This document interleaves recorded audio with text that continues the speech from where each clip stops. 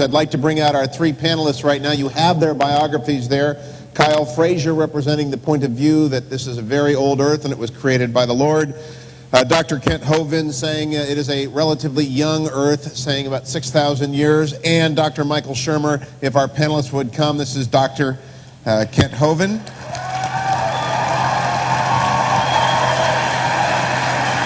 If we can have Kyle Frazier, if you'd come out and join us at this point. Try and get our people out here.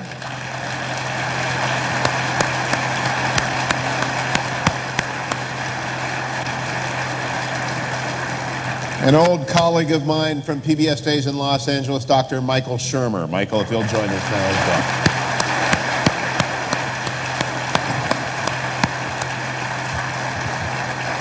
Well, my role is somewhat limited tonight, but I do have the most important duty of all. This is a cell phone. Turn yours off. Please. Okay. Now, panelists agreed that I could do this. We like to know with whom we are conversing. Would all of those of you who believe in God, however you understand that to mean, please stand up.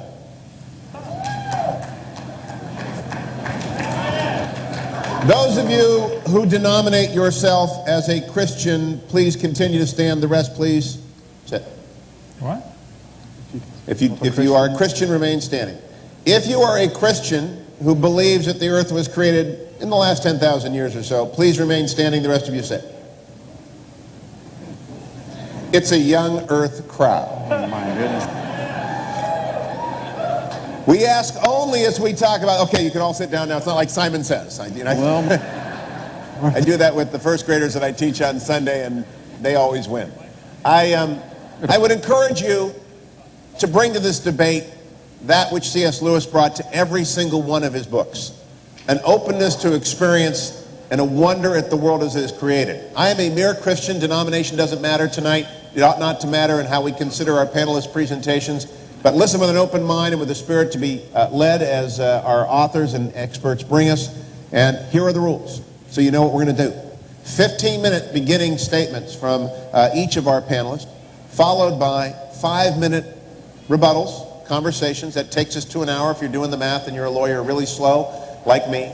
And then 2-minute round, and then we're going to take a break. So a mere hour and 10 minutes away, you'll have a chance to mumble to your neighbor about what's been said. But until then, till we get to our break, please listen with great attention.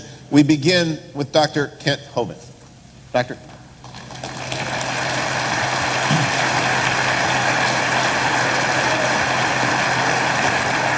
All right. Thank you so much. It is an honor to be here in Minnesota. My name is Kent Hovind. I live in Pensacola, Florida. I was a high school science teacher 15 years. And now for 14 years I've been doing seminars on creation, evolution, and dinosaurs, and I stand without apology for the concept that God created this world in 6 literal days about 6,000 years ago. And I think the evolution theory is one of the dumbest theories in the history of humanity. So, there's where I stand. Okay. Now, I will present the creation view. This is what I believe. That's how science is supposed to work. You present your theory and everybody tries to prove it wrong. If you can't prove it wrong, then maybe it's right. The Bible teaches about 6,000 years ago, God made everything. In 6 days, the Lord made heaven and earth, the sea, and all that in them is. And I don't need any help to interpret that verse, and I don't think the average person does either. I think he's telling us he made it in 6 days. And the Bible says death came into the world because of man's sin. Man disobeyed God, and that's what messed this place up. The Bible says by man came death, in Adam all die. And before the flood came, the Bible says the people lived to be more than 900 years old. During this time, reptiles, which never stopped growing, would grow to be enormous. Dinosaurs were big lizards that lived with Adam and Eve. And then Noah took them on the ark. We cover all that in my video number 3 of my series. Then there came a big flood. God was sick and tired of all the sin, so he completely wiped out this world with a universal flood, not a local flood, a completely worldwide flood that destroyed this entire planet. And that left behind all the fossils, the oil, the coal, the natural gas, the sediment layers that we see, and the canyons like Grand Canyon, all formed during that flood in the days of Noah. Noah brought onto the ark 2 basic kinds, 2 of each basic kind of animal. Since then, there's been a lot of varieties produced. There's been big dogs and little dogs, and they probably had a common ancestor, a dog. Science tells us things that we can observe or study or test. That is science. Okay? Evolution is not science, and technically creation is not science. Neither view is technically scientific. We cannot observe the creation. We cannot observe the evolution theory. Both are inherently religious. The difference is the evolution religion is tax supported. That's the primary difference. Now, I like science. I'm not against science. I collect science books, and I'll debate anybody on any scientific topic. If I don't know, I'll say I don't know. But I'm not against science, and I don't know any Christians that are. But there are some things mixed in with our science books that are just simply poisonous. Now, Texas has a law that requires instructional materials to be factual. That's a law, okay? Florida has a law that says textbooks shall be accurate. Wisconsin has a law that says textbooks shall have factual accuracy. Alabama says textbooks shall be adequate and current. California says textbooks shall be factually accurate and reflect current and confirmed research. Minnesota says a teacher shall not deliberately suppress or distort subject matter. Yeah, sure. Hey there, fella. You betcha. Okay? Now, the problem is none of those states are enforcing those laws. There are things used to support the evolution theory that are just plain lies. There is no other way to say it. It's a lie. And we're going to try to get to some of those tonight. Well, we need to define what we're talking about. This word evolution has at least 6 different meanings. Only one of them is scientific. First, you would have to have cosmic evolution, the origin of time, space, and matter. Nothing can evolve unless there's something there to evolve. So the evolutionists are always trying to avoid this one because they say it's not part of evolution. It has to be part of evolution. People say, well, you know, we just believe evolution is dealing with things changing. Okay, well, how did the things start? You don't have a coherent theory unless you can explain the origin of time, space, and matter. Secondly, there'd have to be chemical evolution. According to the Big Bang theory, the Big Bang produced hydrogen and maybe some helium. Well, how did we get these other elements? You mean uranium evolved from hydrogen? They'll say, well, this happens in fusion in stars. Yeah, but you can't get past iron with fusion. There is no explanation for why we have all these different chemicals other than God designed it. Thirdly, we'd have to have stellar evolution. The stars would have to evolve. Nobody's ever seen a star forming. We see a few spots getting brighter, and the evolutionists will say, see, there's a star forming. No, there's a spot getting brighter. Okay? It could be the dust is clearing and you're seeing a star that was already there. Nobody's ever proven the formation of one star. And yet there's enough stars out there right now that everybody on planet Earth can personally own 2 trillion of them to yourself. Those are the ones we know about. We don't know about the ones that we don't know about. Fourthly, there would have to be organic evolution. Somewhere, somehow, life has to get started. And the evolutionists really don't like to talk about this one, but they're stuck with a very embarrassing position. Modern 21st century scientists are still believing something proven wrong 200 years ago by Pasteur and Francisco Redi. They still believe in spontaneous generation, that life can come from non-living material. Now, if you want to believe that, that's perfectly fine. I don't care what you believe. Don't call that science. And don't make me pay to put that in the public school system as part of science, okay? That's part of your religion. You ought to keep that at home. Fifthly, we have what is sometimes called macroevolution. I don't like this word, and nor the next one, but this says there are changes from one kind of animal to another. Nobody's ever seen that happen, okay? Lastly, we have what's called micro, and I really don't like that phrase, but I'm going to use it tonight to explain it. Microevolution tells us there are variations within the kinds. You may get a big dog or a little dog, but you're going to get a dog, okay? The first 5 definitions of this word are purely religious. None of those have been observed at all. They are outside the realm of science. But the evolutionist has to believe that all 5 of those happened. What we do observe are billions of little changes within the kinds. The Big Bang theory teaches 20 billion years ago, there was a Big Bang where nothing exploded and produced everything. This is what the textbook says.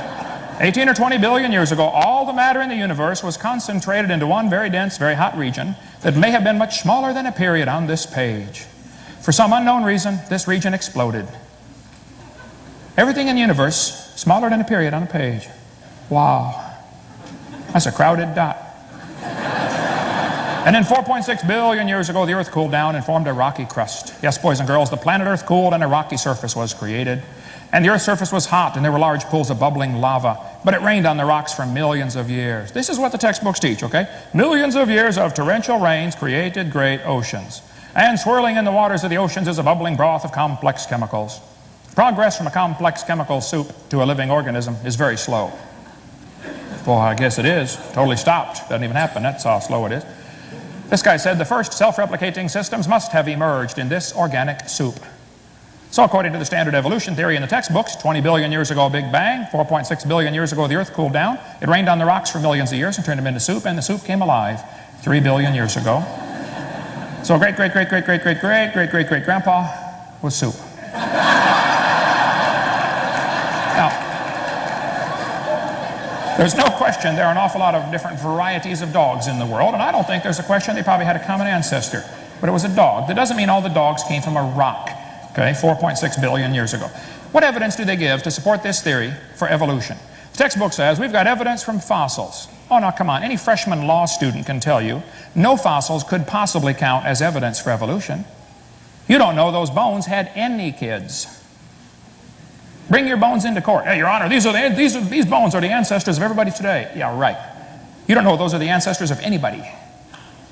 I mean, a kindergartner ought to figure that one out. Evidence from structure, evidence from molecular biology, evidence from development. All the supposed scientific evidence for evolution has been proven wrong years ago. There is no evidence for the theory.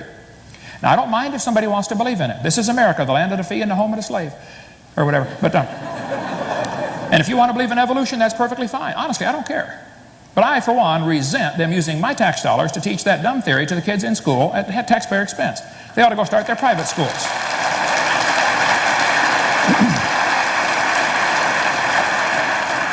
Evolution is based on two faulty assumptions. Number one, they assume that mutations will make something new and better. That has never been observed. Secondly, they will assume that natural selection makes it survive and take over the population. You see, in order for evolution to really work, if one animal evolves a little better than the rest, what must happen to the rest of them to make this work? Well, they've got to die. Evolution is a religion of death, not life. The question is very simple in my mind. Did man bring death into the world, or did death bring man into the world? Because if evolution is true, death is the hero of the plot. Darwin understood that very well and said so on page 217 of his book. It's true that mutations happen. There's no question there. But mutations do not produce any evolution. This is a five-legged bull. That's a mutant. There's no new information. It's a scrambling of existing information. Same with the short-legged sheep. That's a mutant. But there's no new information. This two-headed turtle is a mutant. It's not ninja, but he's mutant. And he's going to freeze first winter because nobody makes a double-neck turtleneck sweater. See, mutations are a scrambling of information that is already existing. They're not going to create a thing. This textbook shows a four-winged fly, and it says normal fruit flies have 2 wings. This mutant has 4. This rare mutation, like most mutations, is harmful. Then it says beneficial mutations are the raw material for natural selection. Well, excuse me, why don't they give an example of a beneficial mutation? Because nobody's ever seen one. They show the kids a bad one, and there's plenty of those, but they never show a good one. One professor said, I know a good mutation. People in Africa that get sickle cell anemia cannot get malaria as easily. I said, well, that's brilliant, sir. That's like saying if you cut off your legs, you can't get athlete's foot. And by the way, that's always the one they bring up, okay? That's all they've got.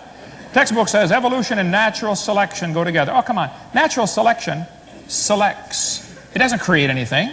Creationists don't argue about natural selection. I think it happens. But it selects. It's not a creative process. This horse was artificially selected by humans down to get the smallest horse they could get. As far as they know, the smallest one in the world. Talk about useless.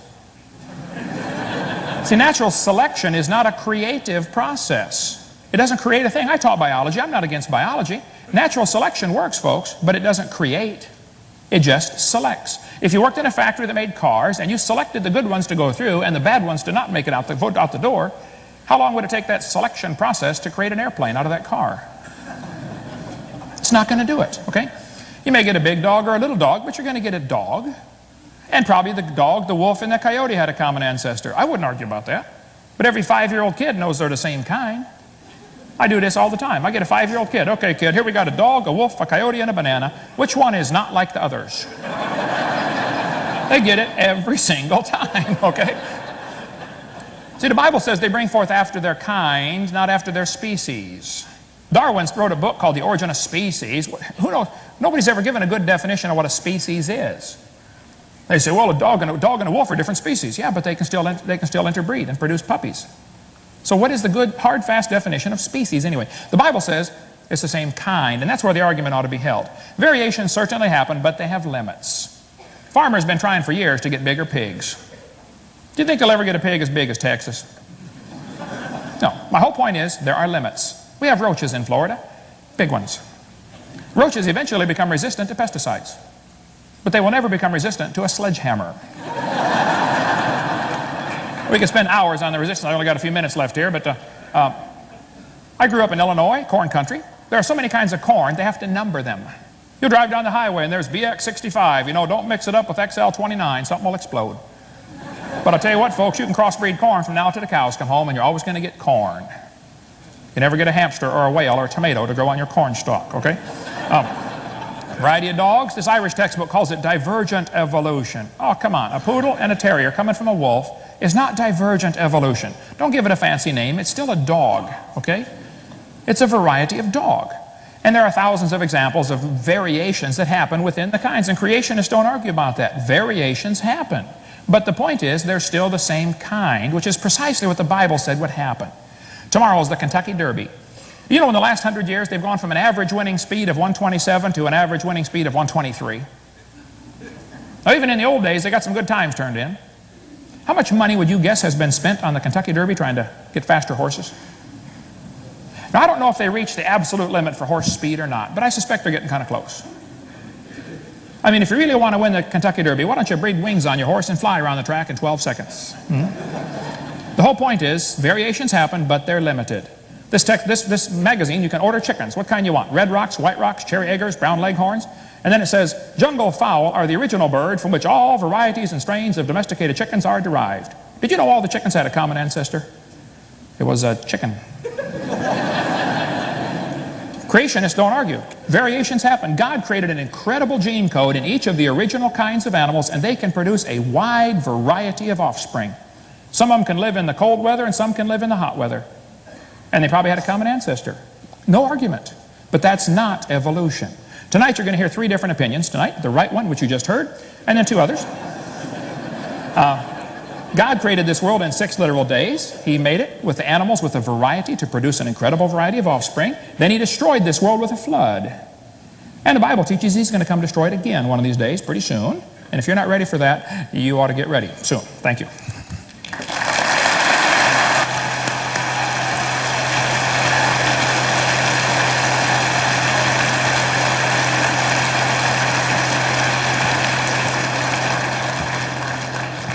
The second of our opening statements on the subject matter of how did we get here and when did we arrive is Kyle Frazier.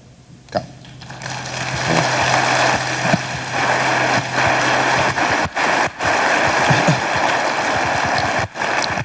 Test. Wow, what a hard act to follow, and especially seeing all of you raise your hands and realizing that we're in quite a bit of a minority here. I would just like to start out by saying a brief thank you.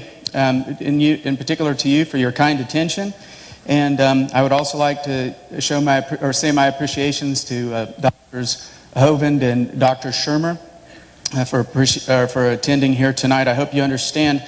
After preparing for this, and this is the first such event like this for myself, I can honestly say I've never worked for anything any harder in my life and still feel totally unprepared. So you'll just have to accept that the amount of time and sacrifice that they took to be here and participate was a significant sacrifice. Second, I would also like to thank my science advisory team, Jeff McCallum, Paul Nyhus, and Walter Remine, whom you may meet at our book tour, our book table in the back. I would like to start out just kind of by clarifying the purpose of debates. I don't know about you guys, but I've been to a few debates in my life, and I always kind of went there thinking, well, you know, when I get there, I'm going to find, you know, we're going to change. Somebody's going to get up there and it's going to change a lot of people's views. And the hope is that, you know, people go with me. Why don't we turn this one off and I'll take one from the table.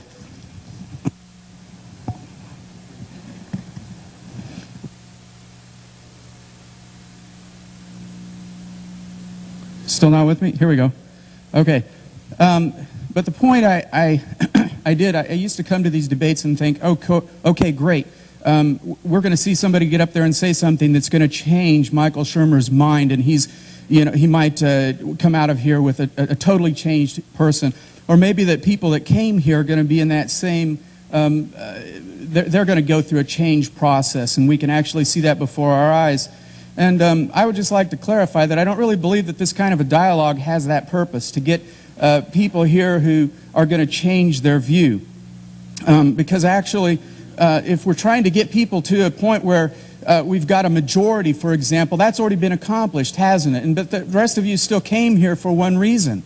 You still want to interact with this dialogue. Why is that? Because there's a sense of curiosity, a sense of seeking, that this isn't something that you can set in concrete and say, I have this established. And for that reason, I don't think the purpose is to establish a consensus or a majority. I like to quote from Tom Sawyer when he says, well, hain't we got the majority of people, majority of fools in town on our side? And hain't that a majority in almost any place? The truth of the matter is that you can almost always form a consensus. But the point shouldn't be to form a consensus. I think rather of the quote by Abraham Lincoln when he said, when asked by a Union soldier, do you think, President Lincoln, that the Lord is on our side? And Lincoln said, well, I don't think that the issue here is that, that the Lord should be on our side. The issue should be that I be on the Lord's side. Okay? And so that's what I'm trying to find here is an area of truth. You might have noticed with my accent just a moment ago that I'm not exactly a Minnesotan. I'm trying very hard. Don't you know? Yeah. You know, I can do some of those things, but no, I'm just a Kansas farm boy, basically. Now to the matter at hand. What I would like to accomplish this evening, and what I intend to prove, is that there is irrefutable evidence for the intelligence, a mastermind behind creation. And what is sufficient proof, and how will I define it? I will present evidential proof and not empirical proof. Just like Brother Hovind, I don't think that I'm going to stand up here and prove to anybody that there is a God. I'm going to go to a different point in my notes because they gave me some additional time. And that is, what I consider proof sometimes may seem a little bit vague.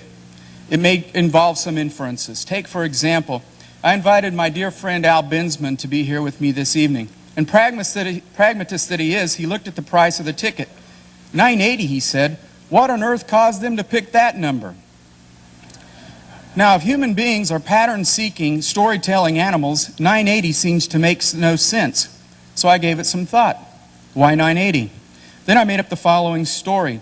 Since $9.80 on the radio dial is where KKMS broadcasts, it's some sort of subliminal message. Fix your dial to $9.80. You know, too bad it wasn't radio station 580. You know, you'd have gotten a break. But then again, at least it wasn't the Patriot, because what's that, like 1280 or something? Okay. Well, getting back to evidence. I'm going to take a first look, and what I'm going to do is to I'm going to use forensic type proofs and not try to prove that he exists, only that his acts are evidence. And from them we can surmise that there is reason to infer his presence. I will prove that God had method, motive, and opportunity, and is the mastermind behind the universe. For our witnesses, I would like to call first, if we let the trial begin, would nature please take the stand? What does nature say? Are God's fingerprints on the universe? Well, let's not forget the swearing in. Do you promise to tell the truth, the whole truth, and nothing but the truth, so help you God? And nature says, of course I do. I submit for your consideration Exhibit A. Exhibit A is the sudden and mysterious beginning of space, matter, energy, and time. Following the introduction of the theory of general relativity, the scientific community discovered that something had gone terribly wrong. If E equals mc squared were true, there was a time when all that is never was. Physicist Paul Davies said, this singular event represents the creation not only of all matter in the universe, but of space and time as well. What preceded the creation was not just a featureless void, but literally nothing at all. Now for your consideration, I submit Exhibit B. Exhibit B is an expanding universe. In 1929, Edwin Hubble announced his famous law of redshifts as evidence for the expansion of the universe. This expansion is extremely fine-tuned to produce our universe. The value of it is 1 part in 10 to the 120th power. Comparing that to human capacity, our best measuring device can make measurements at 1 in 10 to the 23rd power, which, to borrow from Hugh Ross, would mean that the mastermind is at a minimum 10 trillion, trillion, trillion, trillion, trillion, trillion, trillion times more intelligent, knowledgeable, creative, powerful, and not to mention better funded than we human beings are. Why is that so profound, this expansion in the universe? Simply put, it gets at the root of physics. Objects at rest stay at rest. Objects in motion stay in motion. We've all heard that before, haven't we? Therefore, something or someone has to act if things are moving in the universe. Finally, I would like to provide nature's Exhibit C. Exhibit C, the entropy or the cooling off of the universe. This fact was announced in 1992 by a team of physicists regarding their findings from the Cosmic Background Explorer satellite, or COBE satellite. The universe was cooling exactly as predicted by the general theory of relativity. Stephen Hawking, known for understatement, said, "It is the discovery of the century, if not of all time." George Smoot, UC Berkeley astronomer and COBE project leader, said, "We have found we have found evidence of the birth of the universe. It is like looking at God." You know, and just out of deference to my brother Hovind here, I've seen that picture and I'm not so sure that it looks exactly like God to me. On the other hand, the reality of this entropy, the cooling phenomena going on, is featured in this picture. Implications. Having considered these evidences, it is important to understand the implications, and there are several. The first is that nothing begets nothing. We know the method of the mastermind. It was the precisely tuned, transcendent creation of space, matter, and time in the finite past. Or in the words of my favorite philosopher and theologian turned 70s pop vocalist Billy Preston, nothing from nothing leaves nothing. So you see, you got to have something if you want to be with me. Then again, for you intellectuals in the crowd, and perhaps you don't date back to the 70s, I have another argument. That is, everything that begins to exist has a cause for its existence. B, the universe began to exist, and therefore C, the universe has a cause of its existence. Second implication is this, that there's simply not enough time. The implications of a recent Big Bang are catastrophic for the theory of evolution, which needs near infinite time to construct even the simplest life form. If all the material in the universe were converted into the building blocks of life, amino acids, proteins, and if assembly of these blocks were attempted once a microsecond for 17 billion years, the number of opportunities to form a living entity is so small as to make it virtually impossible. You cannot construct life no matter how much time you've been given. And so my particular view may say there's 17 billion years, but there's not enough time. By the way, there needs to be a correction up there. That's 10 to the 1 with 11 zeros after it, not 10 whatever that big number is. It's still a very big number. Is there evidence of motive? I've mentioned we need to prove that. Motive is present in nature too, and that's the form of life. Over 45 parameters of the universe have been identified that must be carefully fixed in value for any kind of conceivable life, just not life as we know it, to exist at any time in the history of the universe. Commenting on a few of the parameters, British astrophysicist Fred Hoyle concluded that a super intellect has monkeyed with physics as well as with chemistry and biology. Here's an example of some of the 47. I'd like to start at the top of the list and work my way down. No, I'm just kidding. I don't have time. Is there evidence of opportunity? Thank you, Michael. I appreciate the laughter. At least somebody on the podium up here is paying attention. In 1968 and 1970, breakthrough research, Hawkins, Ellis, and Penrose, that's them up on the top, beg your pardon, proved that the equations of general relativity guarantees the existence of a singular boundary or starting point for space and time. Hawking himself pointed to the breathtaking conclusion that time must have a beginning. For those of you who are Fox News fans, Hawking is who Homer Simpson said, "There's so much I don't know about astrophysics. I wish I read that book by that cool wheelchair guy." Next slide, please. Stephen Hawking's again. Next, Divine revelation, our second witness. I'm going to call a second witness to this stand because the evidence is just from one witness when we look at nature. But are there others? Yes. The next witness I would like to call is the Holy Scriptures. We will call on them first as character witnesses and then to testify. What do the Scriptures say about our first witness, the witness of nature? They say this: for since the creation of the world, God's invisible qualities, His eternal power and divine nature have been clearly seen, being understood from what has been made, so that men are without excuse. But does Scripture point to motive? Yes. Now what do the Scriptures themselves say about the mastermind? They say the following. In Exhibit A, Hebrews 11:3, by faith we understand that the universe was formed at God's command so that what is seen was not made out of what is visible. You see, there was a transcendent beginning. Is there evidence that there was an expanding universe also? Yes, I submit Scripture Exhibit B. Scripture Exhibit B is Isaiah 42:5. This is what the Lord says: He who created the heavens and stretched them out. I picked that image so you could get a view of what it looks like to stretch out. Here's some additional discussions about the stretching out process. It's perhaps the best stated phenomena of the visible universe in the Old Testament. Finally, is there evidence of cooling or the entropy in the universe in the Scripture? Yes, I submit Scripture Exhibit C. Exhibit C is Romans 8:20 through 23.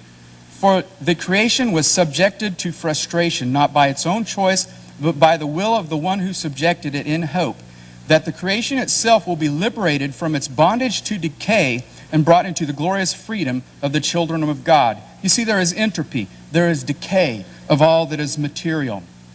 But lastly, in Scripture, is there evidence of motivation?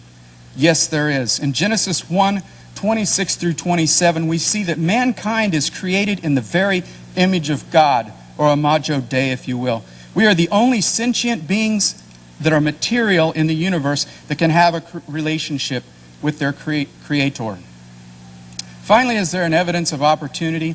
In the case of God, this is only possible if He were capable of acting in a realm independent of time, energy, and matter. Remember the Hawkins-Penrose theorems say that there was no time before the universe began. So somebody had to be outside of time acting for us to have these phenomena.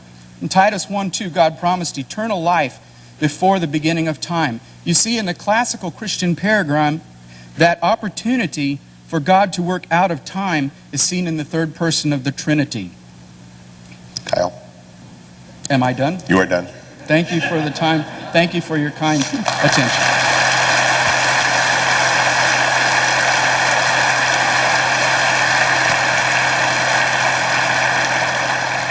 And now presenting the position that indeed there is not God behind how we got here and when we arrived, but with some dates to supply the gaps, Dr. Michael Shermer, the editor of Skeptic Magazine, which you can visit at skeptic.com. Michael.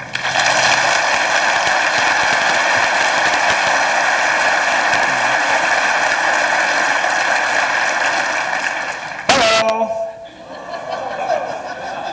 Sounds like God speaking here. How we doing? I presume you know what you get when you cross an atheist with a Jehovah's Witness. It's somebody who knocks on your door for no reason at all. I used to do that, actually. I used to do the knocking on doors thing. I was a born-again Christian. I went to Pepperdine University in Malibu, California, to Church of Christ School. I went to major in theology. I was a born-again. I went knocking on people's doors to save their souls. We called it Amway with Bibles. Essentially, you're selling God. And then after about 7 years, I became a non-born again, and I became a born-again atheist. And then I went around knocking on those same doors saying, I take it all back, I was wrong. And then, you know, you get older and you find a sort of more middle position, of which I now call myself an agnostic or just a non-believer. The question on the table here is, can we see evolution or some sort of scientific theory as a form of creation? I'm not psychic, so I actually have to tell the person when to go to the next slide. I wrote a book about this. Basically, I wrote a book about why it is that people believe in God. It began as an intellectual journey as to why I became a believer and then became a non-believer and how that happened. But in fact, it's a journey that everybody goes through at some point in their life. How did you become a believer if you become a non-believer? By the way, it's so hard to see with pretty much everybody standing up how many non-believers there are. I don't care what the label is, agnostic or heretic or secular or non-theist or whatever. You just don't believe in God. Let me just see a show of hands. Okay. Well, look at the time. Hugh, I've just, I'd love to stay, but golly, isn't there a Laker game on tonight? No, that was last night. Oh, shoot. I have an 11-year-old daughter, and she said, well, where's the debate tonight? I said, it's in Minnesota, and it's at this Christian church. And she said, you're debating God at a Christian church? I said, yeah. She says, you're going to lose.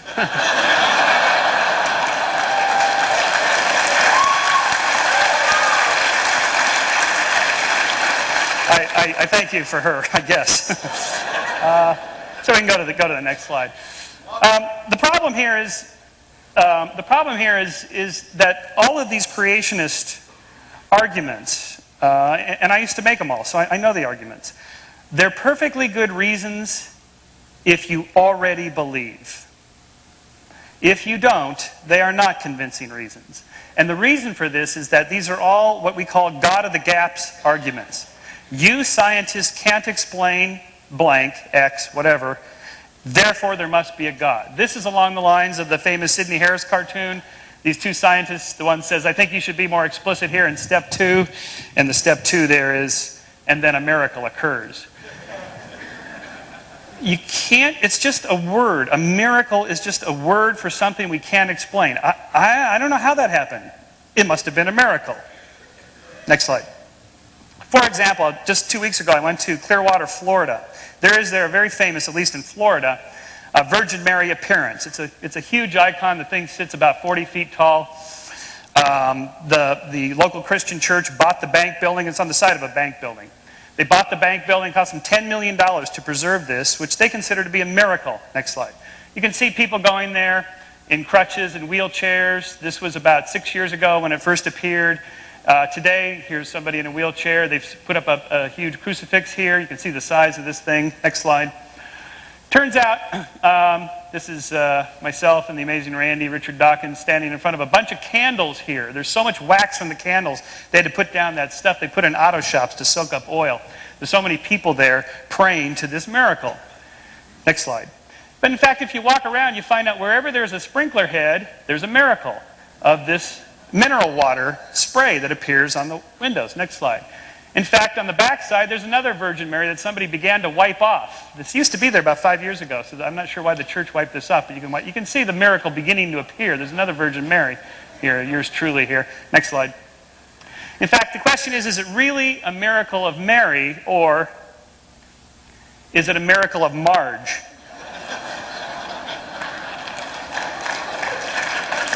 Well, thank you. I appreciate that. As Kyle said in his many thoughtful comments, we are pattern-seeking, storytelling animals. We tend to see what we're looking for. We see what we want to find. Now, I can't teach my entire course in evolutionary theory in 10 more minutes. So what I want to do is just leave you with one deep message with a couple of examples of this. And that is, even if I can't explain it, I can explain the Virgin Mary thing. It's mineral water spray. There used to be a palm tree there, and spray and left it there, and they cut the palm tree down so people could see it. Okay, no big deal. I trust you're not putting your faith and your religion based on icons like that. But what about these other things? I claim that it's the same principle. That is, Kyle brought up the fine-tune problem. That is the fact that there's all these different anthropic adjustments. The universe is structured in such a way. It's just so carefully balanced. If it wasn't this way, it's not that we wouldn't be here, but there'd be some other species, or it'd be something like from Star Trek, where you get these people with 2 eyes and gnarly things on their forehead, and they speak English with a Klingon accent wherever they speak English with a Klingon accent in the universe. It's that nothing would exist. And so you have all these different, the electrical force between a proton and an electron, and the Planck constant times the speed of light, and Newton's gravitational constant G, and they have dozens of these. These are all real examples. These aren't just made up by an apologist and I'm going to get up there and tell you these constants aren't real or that the universe is not fine-tuned. It is. Next slide. Question is, why is it fine-tuned and what are we to make of this? Well, there's several different answers, half a dozen different answers to this. But even if I can't answer it at all, or even if I'm wrong, that doesn't mean God did it. It just means it's a mystery. We don't know what it is. This is the principle I want you to take home tonight, just the one thing. For example, in the 17th century, there was what was called the plane problem. Newton identified, after his theory of gravity was published, that there is this weird phenomenon in the solar system. All the planets are in a plane. They're in the same plane of the ecliptic, it's called. They're not like this and so on. They're all in a plane except for weird Pluto, which is probably just an errant moon. So for Newton, the explanation is God did it. That's the way God set up the solar system. Nobody makes that argument today because we now know exactly why the planets are all in a plane. It has to do with clouds of gas condensing into stars. So the problem is of hitching your faith to some scientific argument about fine-tunedness or some weird anomaly that scientists can't yet explain. What are you going to do with your faith when we come up with an explanation? Next slide. So for example, here's another answer to the fine-tuned problem. Maybe our universe is not the only universe. Maybe there's multiple bubble universes, lots of universes. Stephen Hawking suggests, in fact, that quantum fluctuations lead to the spontaneous creation of teeny universes out of nothing. And he means nothing. Most of the universes collapse to nothing, but a few will reach critical size, will expand in an inflationary manner, and will form galaxies and stars and maybe beings like us. Most of them don't. If they exist, we don't know that they exist. This is mathematically possible. We're still trying to collect data on this. Next slide. The latest issue of Scientific American just came out last week, has a whole issue devoted to this very subject. It's no longer science fiction. Now, cosmologists are beginning to devise ways to test, empirically test, to find out if there are other universes other than our own. So, in summary, if each of these different bubble universes, and there may be an infinite number of them, all have slightly different laws of nature, slightly different fine-tuned, not so fine-tuned, terribly tuned for life, and so on. All the ones that are terribly tuned and not so fine-tuned won't give rise to life. Any of them that are like ours, and if there's enough of them, and if there's an infinite number of them, that's enough, any of them that are like ours may give rise to sentient beings like us who ask the question, where did we come from? That's one answer. It may be wrong, but if it's wrong, it doesn't make the God hypothesis right. It just means we don't know yet. Next slide. So, continuing on the design thing. The question is, what made the whale's flipper? This is just one of hundreds of examples I could use. The whale's flipper has this pretty nifty design for cutting through the water. The whole body of the whale is a fusiform body. The head doesn't have a neck and shoulders. You know, they just all blend together for cruising through the water. It's hydrodynamic instead of aerodynamic. But if you actually take the skin off, you see what the flipper looks like. It looks like your arm. Now, why would an intelligent designer design a not so intelligently looking flipper? In fact, it looks like our flipper, except we don't have a flipper, we have an arm. The answer is because a top-down designer didn't build it. A bottom-up tinkerer called evolution did. Next slide. So, for example, if humans were designed by God, we might look something like this. To alleviate the lower back problems we have, more vertebrate that are thicker. To alleviate the problems of blood flow in the legs and blood collection in the legs, you have stronger veins and more valves. You have a much larger buttock muscles here to hold this upper thing. Your ears would be slightly different, and so on. The arms would be shorter. The rib cage would be larger to hold the organs. The point is this. Yes, it looks like design has happened, but is it really intelligent design? Does it look like an omniscient, omnipotent being really made us with all the little flaws in our design? Next slide. Another question, evolution or God or intelligent designer. We have two different hypotheses here. Dr. Hovind, God, and Kyle, intelligent designer, id, whoever id is. The question is, like, let's just say, just take this one sequence of the evolution of the ceratopsians, like the Triceratops, the most famous, the little three-horned dinosaur, Triceratops. Where'd it come from? Okay, regardless of whether the picture is right or not, it's roughly right, because we have quite a few fossils here. When did id, or God, interject his influence? Did he just create the general form and then evolution created all the other forms? Or did God interject at each of the family level, or at the genus level, or at the species level? When does God intervene when he's intervening? At every single individual born, is God tweaking the system? You will not find consensus among creationists on this question. It's very interesting that they dissent among themselves about how often and when God intervenes. Anything from he set the whole system up at the beginning and stepped out and just let it run by itself, to he tweaks every single little molecule and genome in every single one of us that is born, and everything in between. Next slide. So, how do we know evolutionary theory is true? It's not true, capital T, true in a religious sense. It's not true in a political sense. Not true in a legal sense. You've heard two legal metaphors tonight. This is the wrong metaphor. Science is not the law. It's a different way of thinking completely. This is why when lawyers try to do science and scientists try to do law, they get messed up. They shouldn't do that. There's different ways of thinking. Science traffics in fine shades of gray, with probabilities of being more closer to truth or less closer to truth. But there is no capital T truth. However, we are confident that it's provisionally true. That is, could be wrong. We'll see.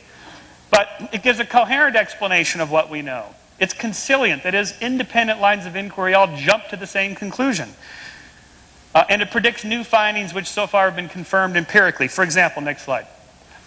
Just on the age of the Earth question, I just threw this in in the limo driving over here typing because I realized we were supposed to discuss the age of the Earth. I mean, how do we know how old the Earth is? A bunch of different ways. Potassium-argon dating. There's half a dozen different radioactive decay dating techniques. Carbon-14 dating. Plus the age of the moon rocks, the age of the solar system, the age of the universe. Now, this is the point. These different ages that scientists infer from the different techniques are not done in one lab or at one conference by one committee that says, hey, look, you know, we got that creationist conference coming up. We got to get our story straight on what our date is. It doesn't work that way. These are different scientists in different fields who go to different conferences and read different journals and don't even know each other. And they all independently come up with the same rough range of dates. The Earth is about 4.5 billion years old, give or take a couple 100,000 years. The universe is about, Dr. Hovind, it's about 14.5 billion now, we think. And it changes. But it's not changing like between 6,000 years and 20 billion. It's changing between 14, 14.5, maybe 15, maybe 13.5, depending on who's doing the measuring. Now listen, if they all came up with the exact same number, then I would be suspicious that somebody was cooking the data. But they don't. The numbers vary all over the board, but they vary within a range. And the fact that they vary, and yet they're still within that tight range, gives me great confidence that this is correct. Next slide. Another example. Tests of evolutionary theory. Early fossils of life should contain only single-cell organisms. And they do. You will not find a single human or any mammalian fossil in a bedding plane that has trilobites. Not one anywhere ever. Why is that? 2, organisms adapted to similar environments should evolve similar morphologies. They do. Whale bodies and fish bodies are all fusiform, designed to cut through the water smoothly. Why is that? Organisms sharing most of their DNA should develop following the same basic patterns. They do. Fossils found in different continents that were once united should be similar to each other. They do. Last slide here. So, in my rebuttal then, we'll come back to irreducible complexity, but my point in my opening argument here is that we have answers to these mysteries. Some of them we're very confident in, others we're less confident in, others we admit that we're just guessing, we don't know, more data needs to be collected. But even if we're wrong about all of it, it doesn't make the God hypothesis right, and I would caution you, don't hook your faith to any scientific argument, because what are you going to do if it's wrong? Or what are you going to do if it turns out we have an answer? Thank you.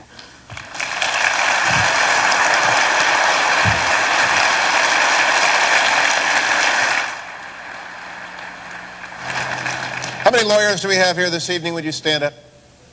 Lawyers? I'm here. That's true. There's one or two. I love how Michael dismisses the law. Tonight when he gets caught speeding, I hope he says to the officer, you're talking about the law, I want to talk about the science of motors, and it's not going to work. In evidence class, we learn that the more powerful your argument, the shorter the amount of time you need to make it. And so now in the 5-minute round, a lot of the rhetoric goes aside and a lot of the sidebars, but the hardcore analysis of how did we get here and when did we arrive? Dr. Hovind? Is it 5-minute or 6-minute? My schedule says 6. I'm not going to get this done here. All right, let me start with Kyle Frazier's arguments. If we can get the screen black there. Reasons to believe. Reasons to believe what? Reasons to believe the Bible or reasons to believe Hugh Ross? I've always wondered about that one. Can we trust the Bible? Is the Bible literally true, or do we need some guru to tell us what it means? The average person reading that book is not going to come up with the billions of years that he comes up with. The average person reading the Bible is going to come up with 6 days about 6,000 years ago. And the Bible is going to say there's no death till Adam sinned. The question of where did energy, life, matter, information, and organization come from is still, I think, of course, Kyle Frazier's position is God did it. I agree. But is God capable of doing it and telling us how He did it? As far as the red shift, I cover this in great detail on videotape number 7 of my series out there. Get my plug in here. Most of his arguments seem to be based on the assumption that the red shift proves the universe is expanding, and the universe may be expanding. But that still doesn't prove it's billions of years old. On day 1 or day 6, Adam was 0. But he didn't look 0. The trees had fruit on them. They were just 3 days old. They don't look like what we would think would be a 3-day-old tree. The God that I worship is capable of creating a fully mature, fully functioning universe in 6 days, just like He said. He said God is trillions and trillions and trillions of times more powerful than man. Man, to me, that's heresy. God is infinitely powerful. This is a limited God. My God's not limited, okay? Look at the background radiation as like looking at God. To me, that also would be heresy. God doesn't look like that at all. And nature is the first witness. That was interesting. And the Bible's the second witness. I like nature. I like science. I'm not against science, but folks, that's not how it's supposed to work. The God that I worship is not only capable of creating, He's capable of writing a book and telling us how He did it, and He can preserve that book for everybody today. That's the God that I worship. Now, for Michael Shermer, he said he was a born-again Church of Christ church member. I don't know if he was or wasn't. That's between him and God to judge, which he will face one day. The majority of audience here believe in God, which is because we're right in this case, all right? The God of the gaps, you know, miracles did it. You should look at the evolution theory and see how many miracles they have to pull in. You know, how did life get started?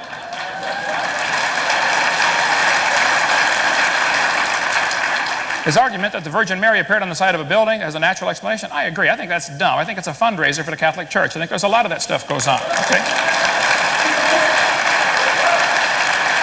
And I think he is very right to be skeptical of many of the things going on in Christianity. He's right. They ought to be skeptical. Okay?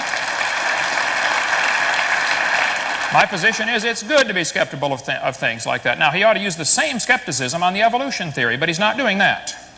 Okay? If we cannot explain it, that does not mean God did it. I agree. There are many natural explanations, okay? Do scientific explanations nullify our faith? Not at all. I love science. I don't know anything scientific that nullifies the Bible. I know that a lot of things the Bible contradicts from evolution theory, but evolution is not part of science. Evolution is a religion.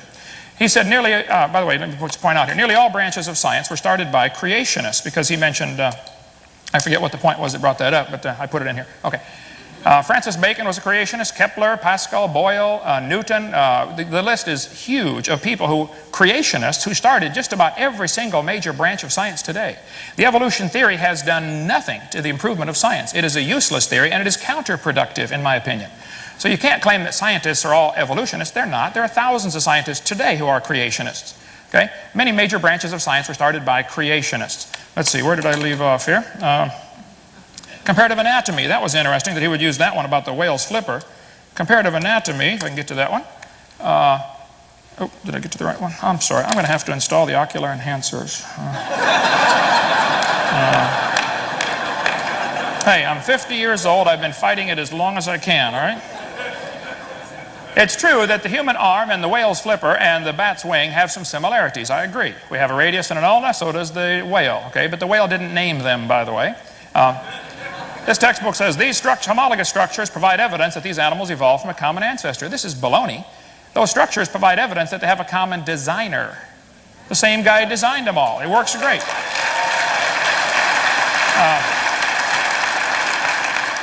You mentioned the Triceratops. When did God intervene? This is setting up a straw man argument, okay? He says, here's our chart showing how we think the different ceratops evolved. Now, how did God do this? That's a straw man argument, okay? I don't know how many different kinds of creatures God originally created. That's up to him, I suppose, okay? And what he's done, he's taken the evolutionary assumption that there is some kind of order to this geologic column. And by the way, the geologic column does not exist any place on planet Earth, okay? Geologic column is one of the biggest, cruelest jokes in the history of humanity. I taught earth science for years. Geologic column does not exist. And then he mentioned carbon dating, and all these things give ages within a certain range, which proves their accuracy. Well, let's see. Living mollusk shells were carbon dated 2,300 years old. They're still alive. Science, volume 141. Freshly killed seal, carbon dated 1,300 years old. Antarctic Journal, September. Fresh shells from living snails were carbon dated 27,000 years old. Well, that's accurate. This guy said if a C14 date supports our theories, we put it in the main text. If it does not entirely contradict them, we put it in a footnote. If it's completely out of date, we just drop it.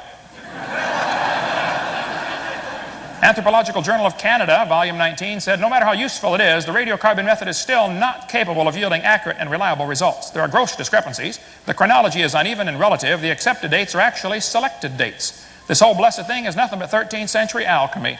It all depends upon which funny paper you read. One part of a mammoth dated 29,000 years old. Another part of the same animal is 44,000 years old. Man, you talk about a slow birth. Dima, well, I told you I need 6 minutes, but that's okay. We got plenty more. Get video number 7 right out there. Thank you so much.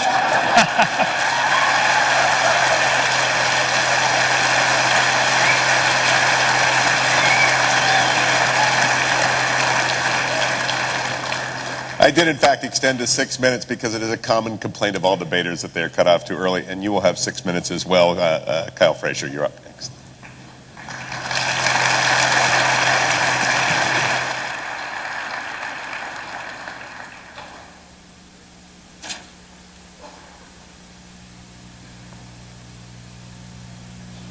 Are you with me? Are there?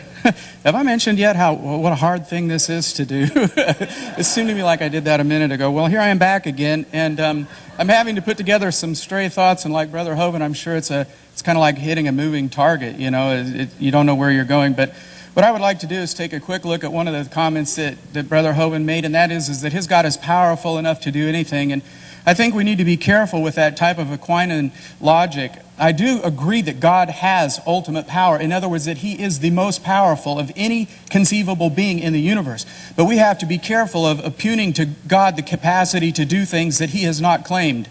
We have to be careful about ascribing to God things that He cannot do. Could He make a stick with only one end? No, a stick has 2 ends on it. It's because that's a logical contradiction for God to do something like that. Can He make a rock that He couldn't lift? Okay?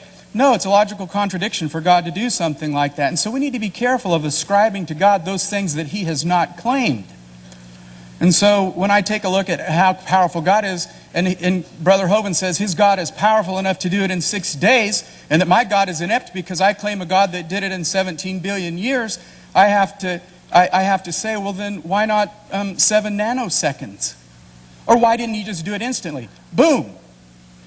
Because for whatever reason, in the chronology that's described in the Scriptures, it follows a sequence. And the writers of the chronology put some devices on it for us to remember. My particular belief is that those devices were terms. Those particular terms included the word day, yom. It's perfectly consistent within the Scriptures to interpret the term day as a 12-hour period, a 24-hour period, or a long period of time. Elsewhere through Genesis, for example, the term day is used in reference to the harvest time. Or, you know, we might say Abraham Lincoln in his day. It's a natural thing for us to use terminology like that. It's used throughout the Scriptures in many, many multiple of occasions, and it's not wrong for us to take it in this context. Why is it then that I have chosen to take the context somewhat differently than the one that seems to show the most powerful God? Because as I showed earlier, I am working from what is called a dual revelational paradigm. The dual revelational paradigm believes that God put His truth in place and that it's true in both places. That He put nature in place and He communicates from us truly with nature. He put His Word in place and He communicates with us truly in His Word. And I believe you occasionally have to set the two of those side by side. And that you have to use a systematic theology to look at those things and say, if nature is saying this, if the Word is saying this, and if there is an apparent contradiction, do we reconcile it? Or do we walk away from it? I believe that it's necessary for us to make that reconciliation. Because if we don't make that reconciliation, what we have, in effect, is a universe that sent us light over 17 billion light years away. It is moving away from us, as Dr. Hovind has suggested. And since it is moving away from us, it's expanding. And that light has gotten to us after about 17 billion years, and we're observing it now.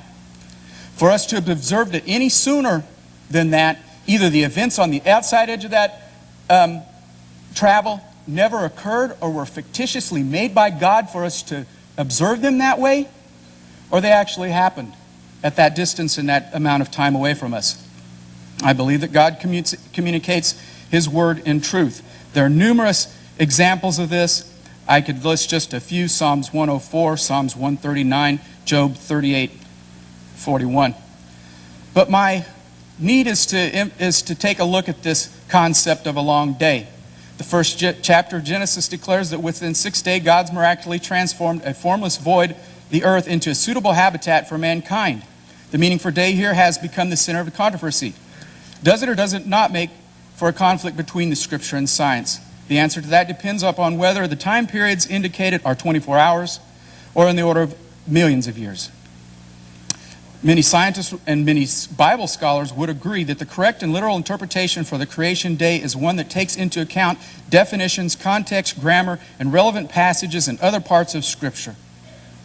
All we're trying to do is take a systematic approach to this. In fact, one of the problems I have with the approach to the Scriptures that take one verse out of a series and apply it to all of our life is the failure to do a systematic approach to the Scriptures. Because you see, even the Scriptures, on occasion, have items in them that you look at and you say, it just said this. I'll give you an example in Proverbs.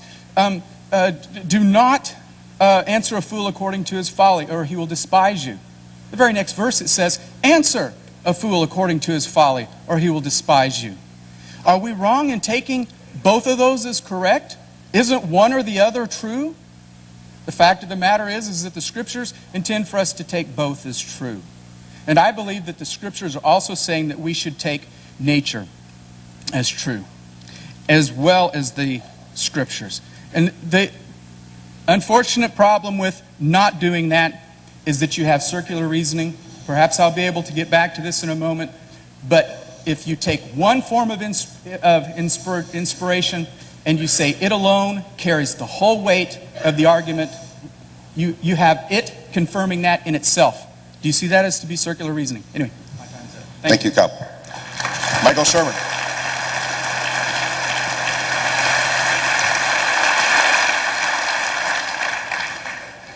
Okay, now look.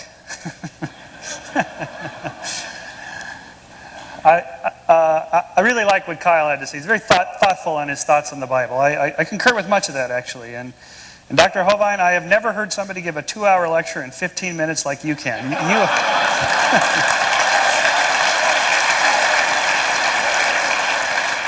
Your law students would have fun taking notes from this guy. Get that tape recorder handy. Ken says I should be skeptical of evolution. Well, I used to be. I was a total skeptic of evolution. I didn't believe it. I didn't for years, for a long time. I read all the creationist literature. I read what the creationists said was evolution, and I didn't believe it because it sure didn't make sense. Then I actually took some courses in the science of evolutionary biology, and I found out, oh, well, this is nothing what the creationists were saying that it was. This is like a science. This is a whole different thing. This isn't anything what I was told. Then I realized, okay, these are two different things. Science is different than religion. It's a whole different way of thinking. It's a different way of analyzing the world. It's just, they're really quite different fields of knowledge. And I found out I was making a huge mistake when I attempted to completely overlap them and use one to prove the other. It doesn't work that way. So I then became, as it were, a believer in evolution, although belief isn't even the right word. You don't believe in evolution. It either is or it isn't, based on the evidence. It's not an article of faith. Which brings me to the subject of, is evolution a religion? Look, if evolution is a religion, by which I presume Dr. Hovind means evolutionary theory and the science, not the process itself. If that's a religion, then everything's a religion. Human history, the study of human history is a religion. Archaeology is a religion. Paleontology is a religion. This sort of cheapens what we mean by religion. A religion is a community of believers that serves a social and moral purpose in society. Its purpose is not to test empirical hypotheses. That's what science does. And science has been really good at that. And that's why in the last 400 years, science and religion have largely separated as two spheres or magisteria of looking at the world. Not all religions require belief in a deity, but most do, and certainly evolution doesn't. Dr. Hovind put up a long laundry list of scientists who are creationists. So what? I can give up a laundry list of theologians and deeply religious people, born-agains, who believe evolution. What does this mean? It doesn't mean anything. That's not how we operate in science. We don't go based on how many big-name people believe it. That's not how science works. It's irrelevant. It doesn't matter if nobody believes evolution. It either happened or it didn't. And for the record, by the way, the last survey on this was that 40% of American scientists believe in God. So either, and virtually all of them believe in evolution. So either they're all idiots, or it's okay to believe in evolution and believe in God. It certainly appears to be, since most of them do. Okay, now the question is, I have for Dr. Hovind, or even for Kyle as well. If God did it, aren't you curious how she did it?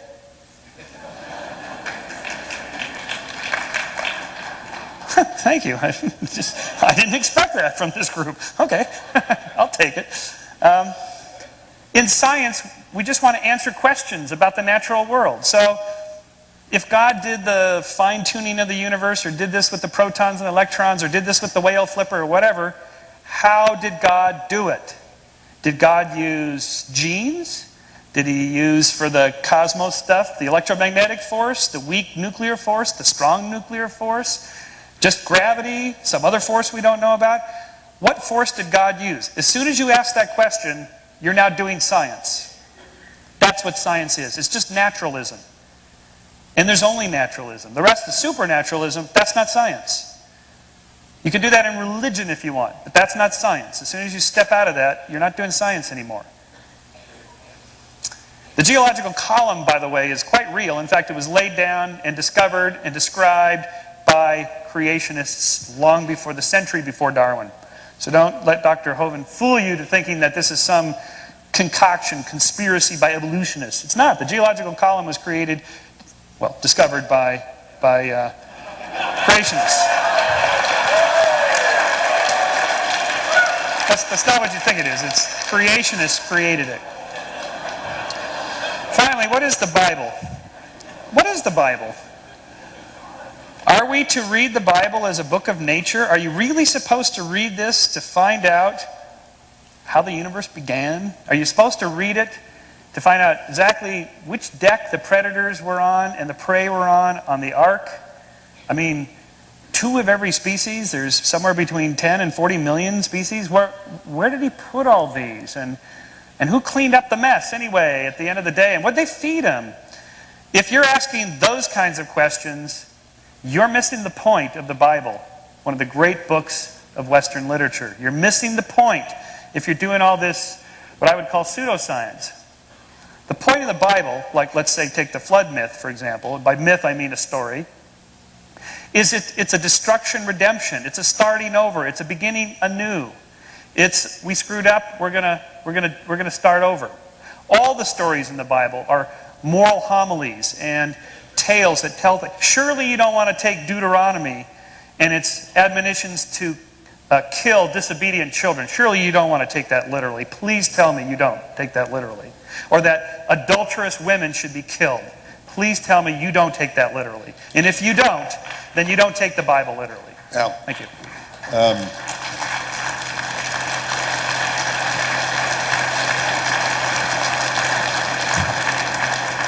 I can understand losing your faith, Michael, but what were they teaching about systematic theology at Pepperdine? Because you missed the whole New Covenant thing. What?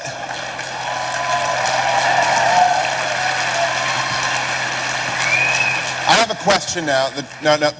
Moderator gets to break in here. What we're going to do is I'm going to give a question to each member of the panel. We're going to take a break. We're going to come back and allow you to recalibrate.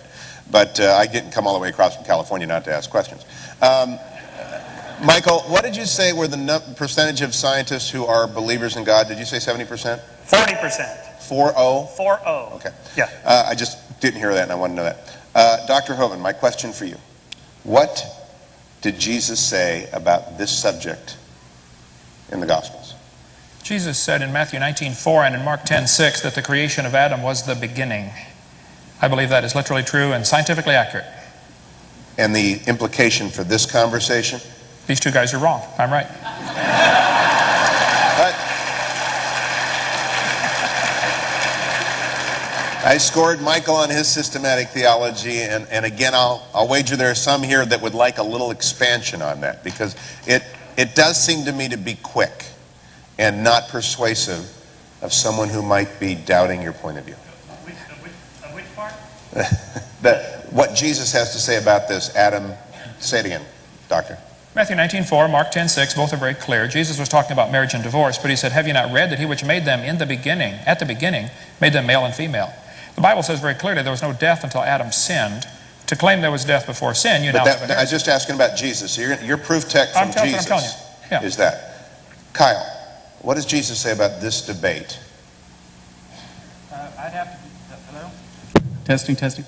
I'd have to be honest to say that I never really considered that passage in the context, and I'm really big on putting passages in the context. So rather than just drawing it out, I would have to say that I see the creation of man as the finish of the sixth creation. Just the lawyer and me just saying, just a question. Okay. Jesus is quiet on this subject? Jesus, the creation epic was completed with the... Time out, just quiet on. He didn't say when it was. He had a text. Are there any? I'm not trying to trick you, I'm just wondering. I thought you wanted me to comment on his text. No, just, is there a phrase in the New Testament? Is there a question and answer? Is there a conversation with the Pharisees on this subject matter? None that I'm aware of. So, now my question to the three of you. With 40% of your colleagues, Michael, knowing something you don't know, and one verse from Matthew and no verses from the... Why does this debate matter to you three so much that you give so much time to it? And I'm very sincere about this, because I don't spend any time on this at all as a believer. Dr. Kent. Okay. Well, you should see what Jesus said about lawyers. Yeah, I did.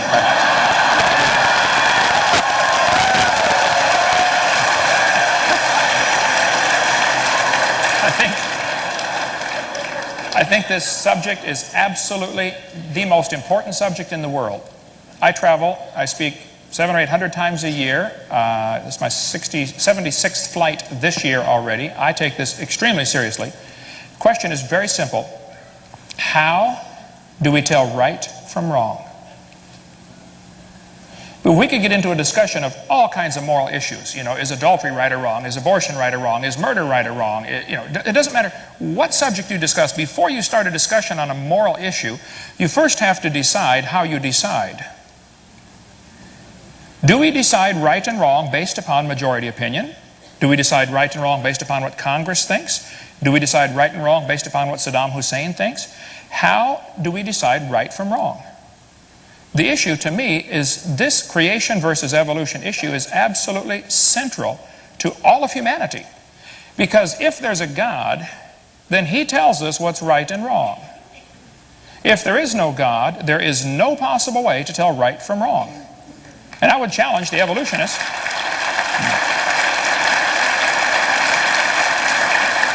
So, I've asked this question to hundreds of evolutionists, and I'll ask it again tonight. If evolution is true, how do we tell right from wrong? Very simple. In case, hello, you with me? Okay. In case I haven't mentioned yet, I do not believe in evolution. I'm just a person who believes that God's creation timeline took longer than 6 literal days. This issue is important to me because there are people like Michael Shermer. There's a world out there who are struggling. Yeah, I don't want to typify you. I don't doubt that I don't want to typify him as a struggling person, but I just want to say that there are people out there who are looking for an answer.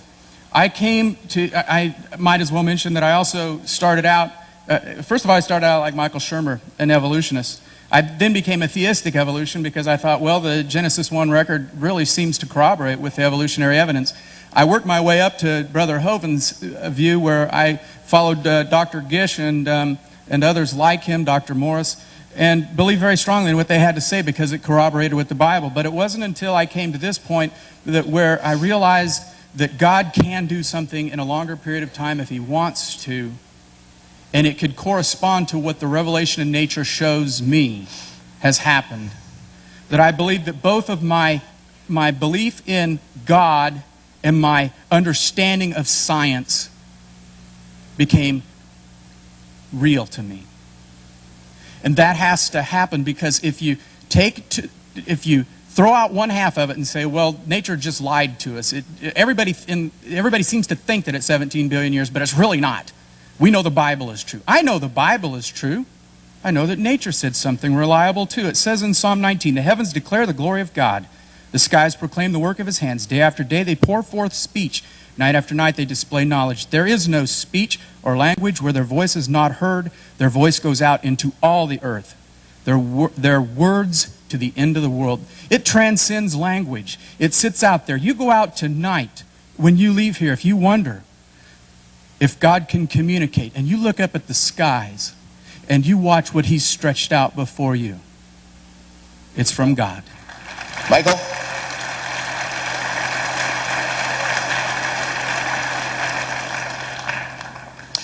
Well, I'm interested in the subject because what's not to be interested in? You'd have to be made of wood not to be interested in the question of where we came from. So in my books and here and so forth, it's an intellectual journey. I think the journey itself, the process of thinking for yourself and thinking it through and listening to all the different theories and opinions and so on, that's where the action is trying to figure it out yourself. And I guess my take-home message is, you know, it's okay not to believe if you don't, or if you have some doubts or whatever. It's not going to kill you. It won't. It's okay. You can always reconvert tomorrow, just in case. I figure, you know, since I really did believe, and I really did, I was very serious about this, you know, I figure I'm in there just in case I'm wrong now. Maybe it's sort of a way station somewhere. There's different versions of this. I ask believers if I'm in there, just in case. I do think that there's something... I think deep within us that wants to know, for whatever reason, we have a big enough cortex to think about these huge questions and try to answer them. So for me, I do want to answer the question, where did morals come from if there is no God? And how can you be good without God? Which is the subject of my next book called Why We Are Moral. And what could be more interesting than that? This is a hard scientific question to answer, and I'm working on it. Don't worry, you're not a lawyer. It is 8:20. We will return here at 8:40 for part 2. During the break, I was approached by one of you. What denomination do you belong to and why? I said, I am a Presbyterian for many reasons, but it is primarily the church in which I'm least likely to be hugged. Please keep that in mind after the break. I was also, my dear friend Judge Anderson is here from your Court of Appeals. And he stood up, he's the only other lawyer here, and he averred as how perhaps you had sprayed for lawyers tonight, and we're feeling very alone. Where are the rest of our panelists, if we can have Dr. Hovind and Dr. Shermer come back out? Or maybe not. Kyle, you get all 30 minutes. Now, here's what we're going to do. We're going to assign 10 minutes. We discussed this, an iterative process, big word meaning we're just making it up as we go along. And 10 minutes to each to hit the central points of their presentation, and then I'll do my Oprah. If you have a question, and I emphasize, a question involves an inquiry, not a statement, not a speech. We'll do 3 questions at a time and allow the panel to choose the one that most interests them. So it's kind of, what's that show where you get thrown out when you're very boring and uninteresting? If your question doesn't make it, don't blame me. Michael Shermer, you're going to go first, 10 minutes. You missed the huddle up back there, so. Are you ready, Doctor? Go ahead.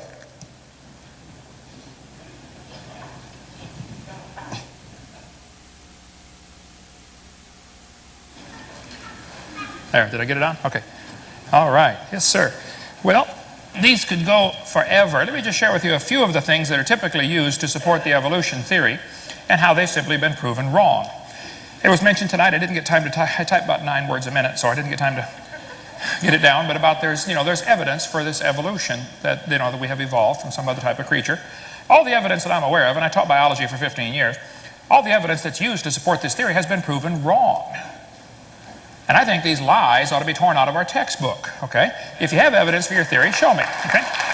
Now, this textbook says the humans have an appendix that is vestigial. You don't need it anymore. Well, that's simply a lie. You need your appendix as part of your immune system.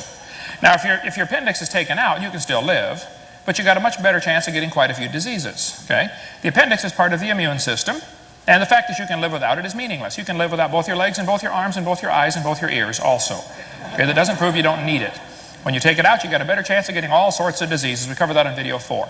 This textbook says the whale has a vestigial pelvis. Many organisms retain traces of their evolutionary history. For example, the whale retains pelvic and leg bones as useless vestiges. This is a lie. Andrew Carnegie founded the group called the National Center for Science Education. He was a strong believer in evolution, and he applied it to the business world. The strongest survive. You wipe out the competition. Andrew Carnegie funded the National Center for Science Education. National Center, yeah, all 4 of them in this little storefront building. The National Center. They say, Bossy evolved to blowhole. The whale evolved from a cow. That's what they teach. This one says, whales have a vestigial pelvis and leg bone that serve no purpose. Whales have hind limb bones that have no function. Just imagine whales walking around, it's true. Well, these are the bones they're talking about right there. Just imagine the whale walking around. The whale's pelvis has no apparent function. This is in textbooks all over the world, okay? The whale's pelvis is evidence of its evolution from 4-legged land-dwelling mammals. This is simply a lie, okay? Those little bones hold certain muscles that allow the whales to reproduce. This has nothing to do with the whale walking on land. It has to do with getting more baby whales. Tear that page out of the book, please. I have in my museum in Pensacola, Florida, a 15.5-foot skin from an albino python. Down at the south end of that python, you'll see it has 2 little tiny claws, one here and one here. These claws are attached to little tiny bones. They go up inside the snake's body. 15.5-foot snake with bones about 2.5 inches long. This textbook says this python has reduced hind legs, rudimentary hind legs of a python snake. This is baloney, okay? Those little claws are part of the snake's mating apparatus. They don't have any arms. They can't hang on. They don't have a voice box. They can't say, scoot over, honey. This has nothing to do. This one says, humans have a tailbone that is of no apparent use. I did a debate in North Alabama against the president of the North Alabama Atheist Association. He said, we've got proof for evolution. Humans have a tailbone they no longer need. I said, Mr. Patterson, I taught biology and anatomy. I happen to know there are 9 little muscles that attach to the tailbone, without which you cannot perform some valuable functions. I won't tell you what they all are, but trust me, you need those muscles. I said, now, if you think the tailbone is vestigial, then I will pay to have yours removed. Bend over. This textbook says, the coccyx is a small bone at the end of the human vertebral column. It has no present function and is thought to be the remainder of bones that once occupied the long tail of a tree-living ancestor. This is a lie, okay? You could use a tailbone if you had one. Okay, the tailbone is not vestigial. There are no vestigial organs, and if there were, that would be the opposite of evolution. That's losing, not gaining. This textbook says humans evolved from an ape-like ancestor. Every one of these along the way has been proven wrong. And once again, even if you could find fossils that we couldn't prove what they were, that wouldn't be evidence for evolution. You don't know those bones had any kids. So what about these cavemen? I mean, can an ape-like creature turn to a human? There's... Well, World's most wanted caveman. We could spend 6 days on this one. Every one of the so-called cavemen has been proven wrong. They're simply not correct, and they should be taken out of the book. This 2001 textbook says, the horse evolved from a four-toed ancestor. This has been proven wrong years ago. Back in 1950, G.G. Simpson said, famous evolutionist, many examples such as the evolution of the horse family have been unintentionally falsified. The early classical evolutionary tree of the horse was all wrong. 1951, this has been proven wrong 50 years ago. Get that out of the book, okay? It's not true. He said it never happened in nature. Similar, humans and fish embryos resemble each other because humans and fish share a common ancestor. This idea that the human has gill slits is taught in textbooks all over the world. Let's see, the presence of fish-like structures shows that these animals have evolved from fish and share the basic pattern of fish development. Said it has gills like a fish. This is used in textbooks all over. Those are not gill slits. Those folds of skin develop into bones in the ear and glands in the throat. They never have anything to do with breathing. I've seen people with 5 or 6 chins and they cannot breathe through any of them but the top one, okay? Ernst Haeckel made up this entire stupid idea after he read Darwin's book in 1860. He was an embryology professor in Germany, so he took a drawing of a dog and a human embryo and he changed them and made them look alike. He lied deliberately to his people that were listening to him. He made giant charts of his fake drawings, traveled all over Germany, and converted the Germans to believing in evolution with his fake drawings. Now, on top are his drawings. Underneath are actual photographs of those creatures. Either he's a real lousy artist or he's a liar. Well, it turns out he's a liar. His own university convicted him of fraud. He said, I should feel condemned, except all the other biologists lie, so it's okay for me to lie. This biogenetic law is as dead as a doornail. It's not true. Take it out of the book. But guess what? It's still used in textbooks all over the world, including in this county. They're still teaching it. Proven wrong in 1875, and they're still teaching it all over the world. Now look, if you have some evidence for evolution, then please show me. We've been offering $250,000 for evidence for evolution for 10 years now. All they have to support their theory are lies, things that have been proven wrong a long time ago. We do spend 3 hours on videotape number 4, and I'm going to cover some of this tomorrow. Some of the lies in the textbooks. They say this, a similar structure proves a common ancestor. The bones in the different arms of these animals develop from different genes on the chromosome. They're not homologous structures. And the similarity could prove they have a common designer, just as easily. This is a chart showing how the atheists think the different states are treating the subject of evolution. They think the folks in Minnesota are doing a wonderful job of teaching evolution. You ought to be ashamed of yourself. You ought to get red like Florida. We're doing a lousy job. Yay, Florida.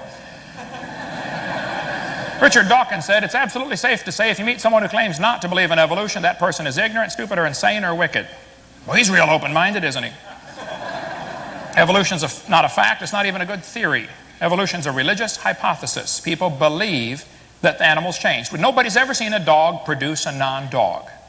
Now, I think 2 things. Number 1, the lies should be taken out of the books, period. Don't lie to the kids. And then I think you'll find there simply is no evidence to support this evolution hypothesis, okay? And that's their problem. If you don't have any evidence for your theory, I'm sorry. I mentioned in a debate one time about 30 different lies in the textbooks, and this one professor said, Hovind, you want to take all these lies out of the books, and I got a question for you. What are you going to replace it with?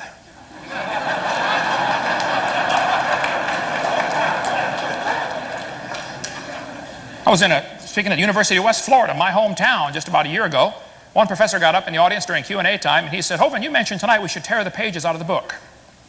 He said, I don't think we should deface textbooks. I said, well, sir, suppose you were teaching math, and you came across a book that said 2 + 2 is 5. What would you do? He said, I would tell my students to mark out the wrong answer and write in the right answer. You would deface a textbook? I said, now, sir, since you do teach biology, suppose you come across a book that says the embryo has gill slits or the tailbone is vestigial. What are you going to do?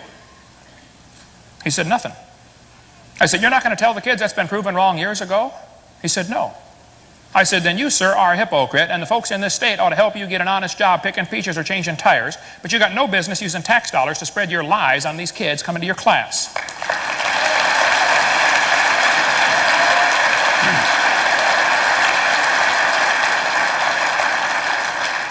Thomas Huxley was called Darwin's bulldog. He really promoted Darwin.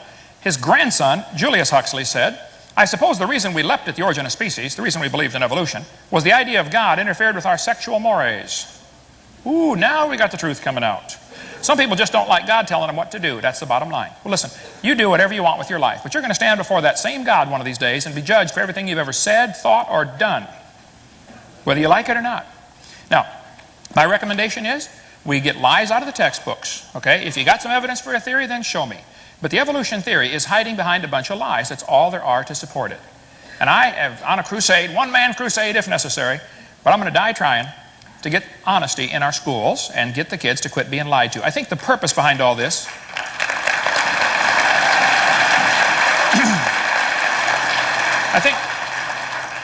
I think that there's really a spiritual battle at a much higher plane. This is not a science battle. There's no scientific evidence for evolution, and there's no scientific evidence against the Bible. This is a spiritual battle. You ought to get involved. Thank you.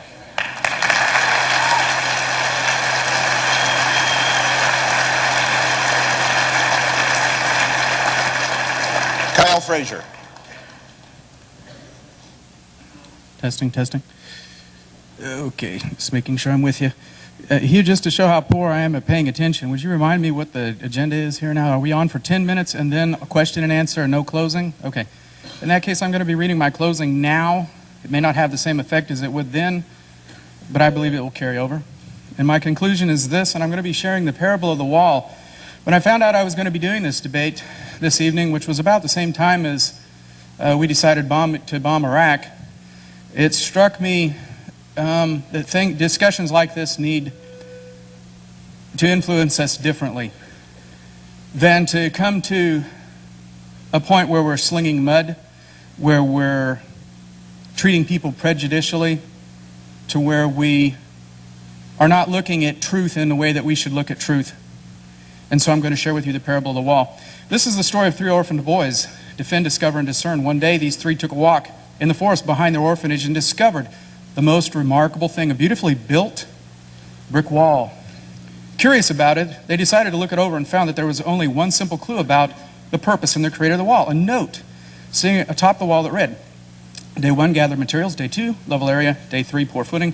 Day 4, did I say day 4? No. Day 4, build wall. I'll be back soon, love, Father. The discovery created a great deal of excitement with each boy reacting to the discovery in a manner typical with his personality. This is amazing, insisted Defend. Our father has left us a monument to remember him by. No, said Discover, don't be silly. We don't know if there is any connection between the note and the one who built the wall, or if the one who did is our father. In fact, we don't even know if we have the same father. Moreover, I think it's more of an accident than a tribute. What is the purpose of a single wall? It must be the start of something more significant. Discern, trying to moderate the confusion, suggested that this could be the most significant find in their lives, but said he wanted more proof. It is an excellent wall. We know nothing of our father, whether he was a wall builder, whether we are his offspring, and what is the purpose of this wall. That is all Defend and Discover needed. They decided and started a passionate search for the evidence of their point. Defend decided to pour himself into studying the note. The following years, he read the note repeatedly, looking for clues that would indicate that the one who wrote the note actually built the wall. He found that the wall building steps were accurate. The conclusion, no other option than the builder of the note and the writer were the same person. Being convinced of this, he then set out to prove that his father would be capable of building the wall. He went to public records and found that his father was strong and intelligent and caring. In addition, he spent much of his available time reading every word written about his father.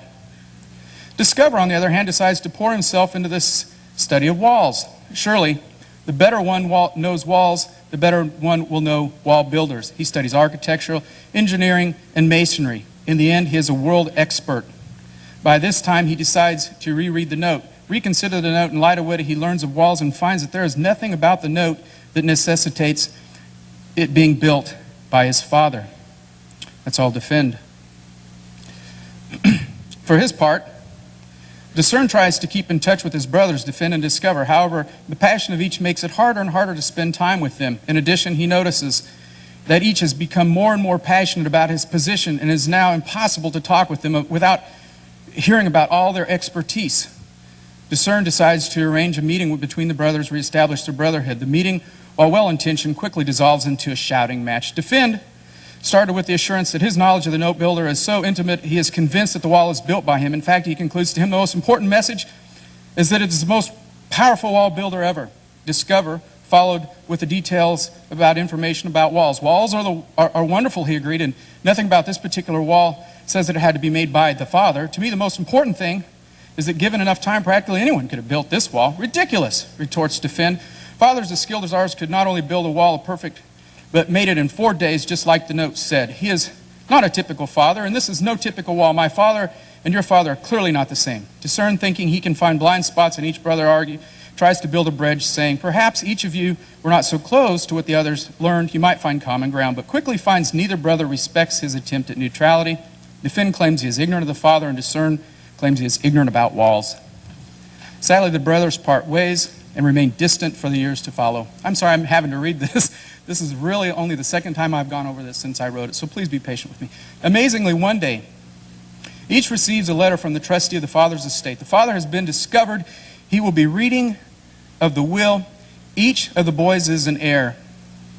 They gather at the attorney's office and in the excitement of the moment forget their differences. They embrace and apologize for being so distant. After all, if they are heirs, they are brothers too. At the appropriate time, the trustee opens the letter and slowly reads.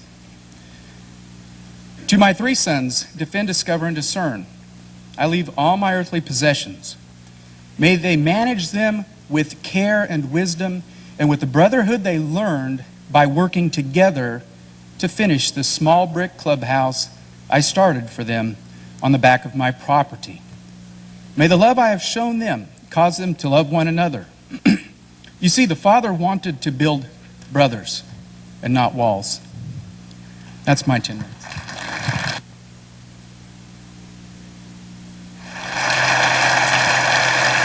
Thank you, Kyle.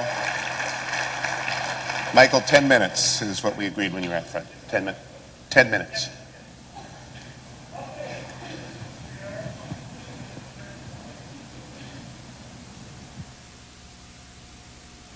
Okay, how's that? Oh, how are we doing up there in the balcony? Yay! Wow. All right, I want to do 2 things in my 10 minutes, 5 each.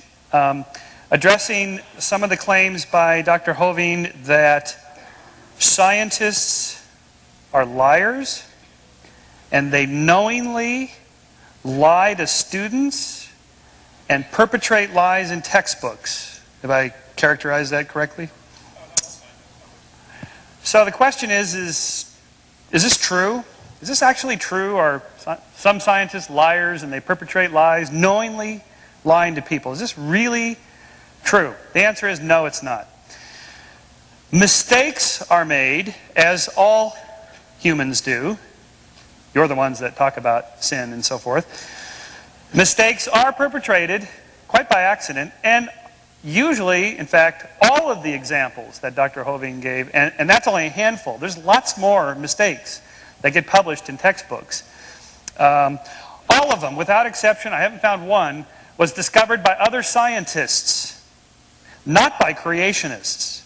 The scientists themselves nail each other on these things. That's one of the beautiful self-correcting natures of science. In terms of like Haeckel's famous embryological drawings. He was nailed in his own time for this. Then how did it end up in textbooks? You will never find any of the examples that Dr. Hovind gave in scientific papers or monographs or professional books by scientists for other professionals. Then how is it these things survive in textbooks? The problem is not of science. The problem is textbook publishing. And the problem is not just science, it's in all the sciences. It's in history books. It's in all textbooks. The reason is because, well, this is a whole other issue, but it has nothing to do with science. It has to do with textbook publishers and just sort of not checking their facts, or they hire fact checkers that are not qualified to do this. It's a serious problem, but it's an educational problem, not a scientific one. When the errors are discovered, they are taken out. You won't find Haeckel's drawings anywhere in modern textbooks published in the last few years. You won't find it anymore, along with any of the other errors he brought up. And in any case, the point is that this is what scientists do. And frankly, I resent the use of the word liar. I think it's a low blow. I think it's a rhetorical, sneaky trick on the part of a propagandist not a man interested in science and truth. The second half, I'll turn on the PowerPoint here. I just want to make a few words, say a few words about religion and just plant this little seed. Because we're being told by Dr. Hovind in particular that the Christian story in particular is absolutely true in its veracity and has scientific evidence to support it. I believe that. One of the things that led me away from belief in that was the realization that these stories are not original to Christian stories or to the Bible. For example, in the 1st century AD, living in Asia Minor, there was a man named Apollonius of Tyana. His followers claimed he was the Son of God, that he was able to walk through closed doors, heal the sick, cast out demons, and raise the dead girl back to life. He was accused of witchcraft, sent to Rome before the count, was jailed but escaped. After he died, his followers claimed he appeared to them and then ascended to heaven. This is a classic story. It's the Isis-Osiris story.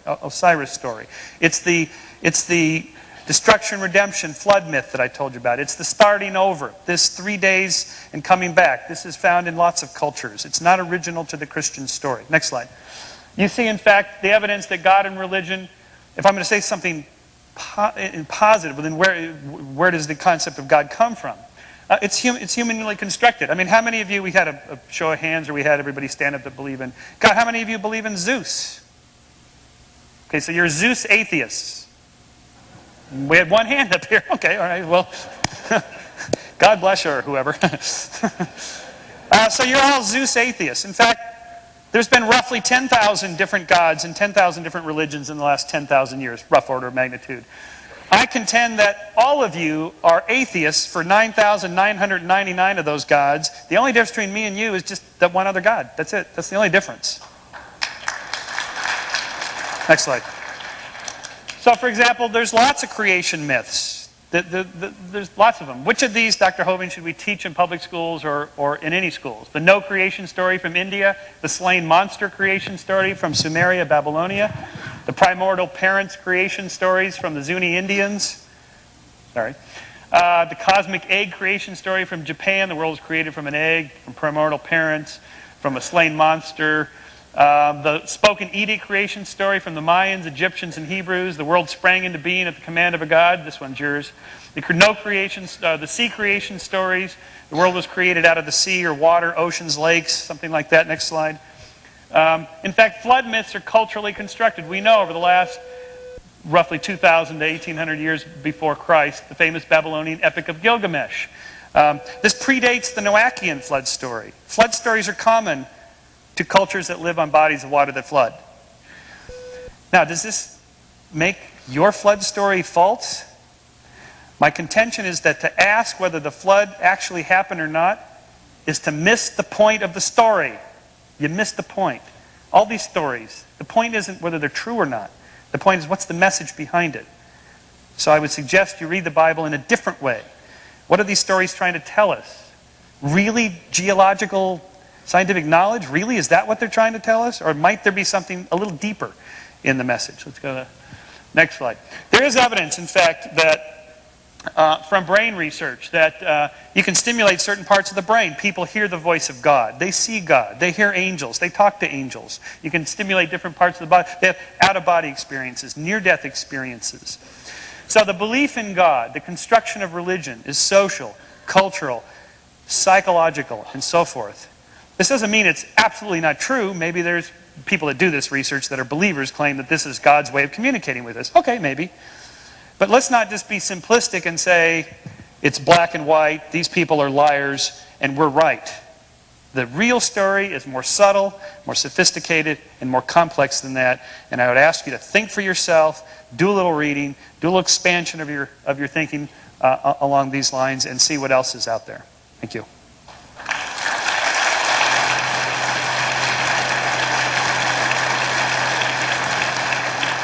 Here's how we propose to handle the questions. I will borrow one of the handheld mics here. We have 2 rows here. And please come and form up if you have a question for our panel. And as I said, we will take 3 questions at a time and allow our individuals to do. I also agree with Michael, especially for the young people here. You must do your reading, especially Josephus and Tacitus, as the Romans recorded that there was a man named Jesus, and he was crucified in 33 AD. I just want to make sure that we do not confuse the myth of Gilgamesh with that.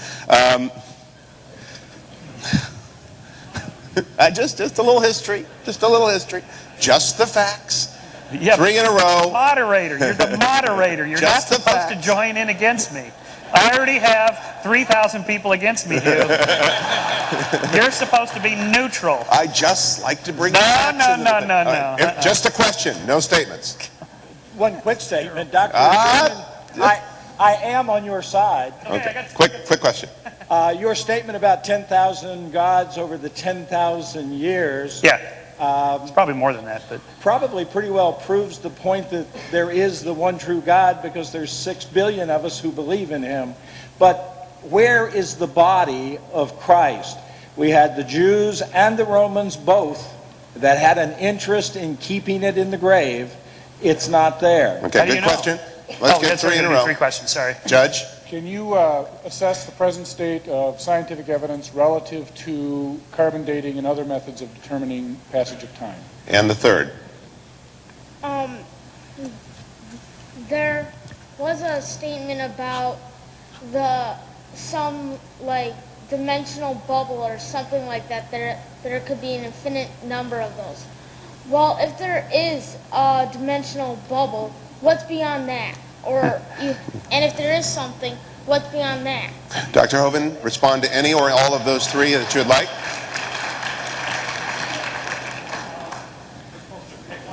Whatever you'd like. Okay, did I get my mic on? Okay. The body of Christ, of course, you're very right, had many people had an interest in making sure that was never seen. They actually sealed the tomb and put a guard there. I think that it's very evident that Jesus did rise from the dead. There were well over 500 witnesses. If you look at the change in the disciples, when they're standing at the foot of the cross, they're scared stiff, they're running and hiding, they're scared they're going to lose their life. A couple of days later, these are the bravest men in the world. There was an incredible change in their life. If you look at the historical evidence, you'll say, man, Christ rose from the dead. I think you'd find many millions of people today, including probably a few thousand in this room, who will testify that the same Jesus Christ has changed their life. Kyle? Kyle? Your response to any of those inquiries? Are you with me? Okay. I think I would take a stab at the bubbles universe, the multiple universe, the contingency of that, and the real problem with that what you find is that when I put up my argument that the universe came into being, even if it was 17 billion years ago, that leaves too little time to evolve life on the Earth. And so a lot of scientists then are appealing to other, what they call science, but quite candidly, you'll have to admit they're no more credible than a blind leap of faith in God. If you do throw out a model that says we need multiple universes in order to create life, because any one universe needs to be so finely tuned as to pop into being so that life can be here in a very short period of time on whatever scale you use.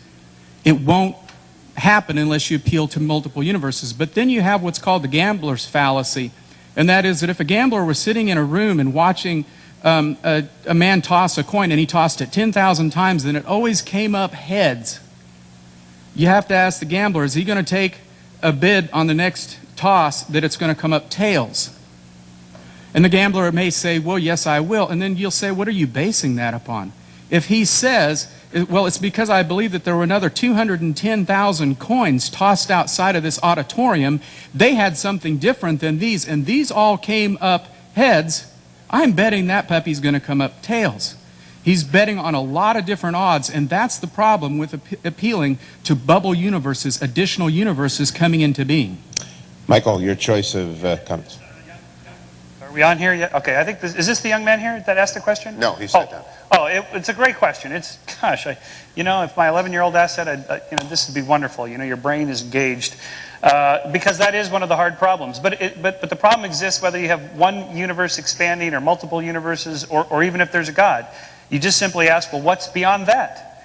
And we have the capacity to ask that, but we can't really answer it because in a way the universe, when it's expanding, when the universe began and it's expanding, it's not expanding into anything. It is the space and time as it expands. It is everything. You can't even ask the question. It's like asking what's north of the North Pole. It's a nonsensical question. It's unfortunate, but it's true it's true if you're a theist too. What's beyond God? Who made God? These are infinite kind of questions that we can't really ask. And on the Christ body thing, and people, gave their lives. I'm always amazed by this argument that the Christians use. I mean, look at Marshall Applewhite. He convinced 39 hardcore disciples to take their lives to go to the UFO behind Jupiter by committing suicide. Jim Jones got 900 people to kill themselves, and so on. Followers do this. They're true believers. That's Michael, what true believers do. Carbon dating? The carbon dating was the... there are error bars in the carbon dating. It varies maybe about 10 to 12% on any given date, but it's fairly accurate. They've gotten much better at it now. You can use smaller samples. It's pretty accurate. Dr. Hovind? On carbon dating? Carbon dating. I think it's ridiculous. I think it was invented in 1950 with Willard Libby, University of Chicago, got a Nobel Prize for it, moved on to Stanford University. Way before that, in 1830, the geologic column was developed. Really, the way they tell the age of things is by which position they are in the geologic column. They date the fossils by which layer they come from, then they turn around and date the layers by which type of fossils are found in them. Circular reasoning. We'll cover that tomorrow in the seminar if you want to come. All right, good enough. 3 questions. Question mostly for Mr. Shermer, but for all 3. What is your greatest motivation for being here, and what do you fear if you wouldn't have shown up today? Okay. Me? Yeah. I think I'm particularly for Dr. Hovind, but the question I have is if the flood, the cataclysm in 40 days and 40 nights, if during that time he's going to put the trilobites up in Sedona and he's going to carve the Grand Canyon, did he do this to confuse us? Good question. Given the various errors that I have experienced in textbooks and, contrary to some comments tonight, and the omissions of contradictory information to the neo-Darwinistic theory, why shouldn't one believe that these textbooks are written more from a philosophical position rather than from a search for truth? Michael, we'll start with you and move left.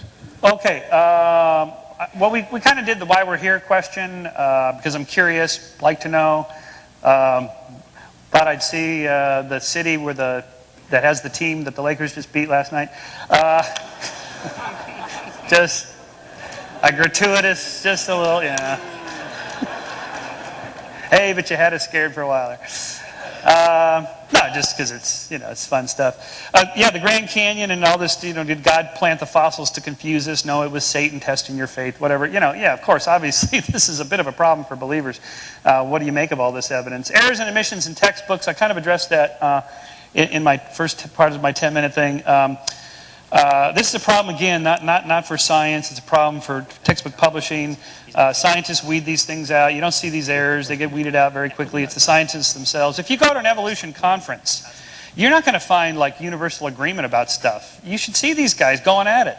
They have all kinds of great battles within evolutionary science. It's really a delight to see. It's nothing like what you think it is. As outsiders, you've never been to an evolution conference. Oh, they must have this sort of uniform religion-like agreement and everything. They don't. They fight over all kinds of things. All right, Kyle? I guess there was applause, but not very much. So you're going to have to do better next time. Go ahead. Sorry. What were the questions again, please? Okay, why you're here, Grand Canyon, and errors and omissions. Okay. Any one of them. Yeah. Why anybody's here? That was specifically for you. Yeah. Errors and omissions. I think I'm going to have to take a view that goes kind of with Michael's, and that is that you see that knowledge is a construction, that it's a product, that it's a moving target, it's constantly growing. This year's science is going to be something completely different in 200 years. We're going to look back and, I wish I'd put it up there, Jimi Hendrix in bell jeans, or blue jeans, or bell-bottom pants and beads and stuff at an afro. Knowledge grows, just like we change in time. That's why I aim for some universals. I don't just say that nature reveals all of truth, that nature, as corrected or understood through the Bible, reveals the truth. So we don't have a complete handle on this. Our textbooks are always going to have errors in them, and we're just going to have to live with that. Dr. Hovind? I will choose the question, did God deceive us with the Grand Canyon in that Michael Shermer's statement that this is a problem for believers. If you built a dam across Grand Canyon, get that projector off there if you would, a huge lake would form. These red lines indicate what's called the snow line. Grand Canyon, 200 miles, cut across from the upper right to the lower left. Grand Canyon, the river enters the canyon at 2,800 feet above sea level. The top of the ridge is 7,000 or 8,000 feet above sea level. So, some things to consider about Grand Canyon. Number one, the top is higher than the bottom. Number two, the river only runs through the bottom. Number three, the top is higher than where the river enters the canyon by 4,000 feet. Number four, rivers don't flow uphill. There is no possible way that river made that canyon. Grand Canyon is quite obviously a washed out spillway from a couple of big lakes called Grand Lake and Hopi Lake. The lakes are gone, the beach is still there. No, God didn't deceive us. I think he left behind incredible evidence that there was a flood, which indicates he judged this world, and he's going to judge it again, whether you like it or not. Thank you, Doctor.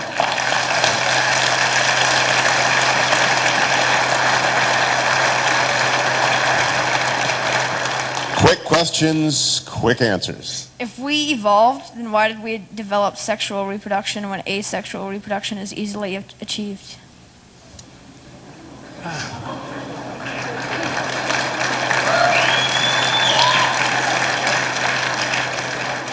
Dr. Sherman, I appreciate you explaining that just because we don't find a natural explanation to things, that doesn't mean that there's a divine explanation.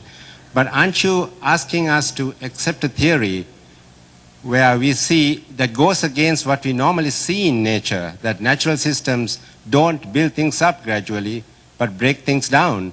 And in addition, we don't have one example, if it did happen, we don't have one example of an organism or an organ, or even an organelle, of how it formed in a step-by-step fashion. Very good. Third one. Dr. Shermer, if you want us to look at the Bible in a different way and see the meaning behind the story, tell me, what do you think is the meaning behind Jesus when he says, I am the way and the truth and the life. No man comes to the Father but by me. All right, we'll start with Dr. Shermer. Move to the left again. Okay.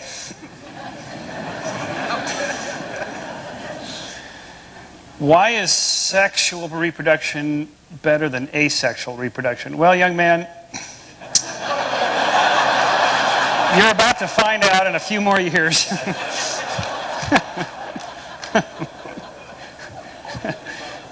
There's more jokes in there somewhere. I think there was some crusty old biology professor who asked his students who invented asexual reproduction. They said, your wife. And anyway, it's... We'll be here all week. It's a simple explanation in the sense that sexual reproduction produces variation and natural selection operates on variation. That's what generates change in biology. In terms of natural, second law of thermodynamics, things run down in nature. How is it you guys can say things get more complex? Because you put energy into the system. The sun generates energy into the system that creates complex systems out of simple systems and so on. You put the burger in the microwave, it heats up and that kind of thing. As for what Jesus meant when he said, I am the way and the truth and the life, and so forth, well, he meant that he is the Savior. He meant that he is the guy you should follow. That's what all proselytizers do. That's what all cult leaders do. They have to do that. That's what they do. Kyle? The difference between a religion and a cult is about 100 years.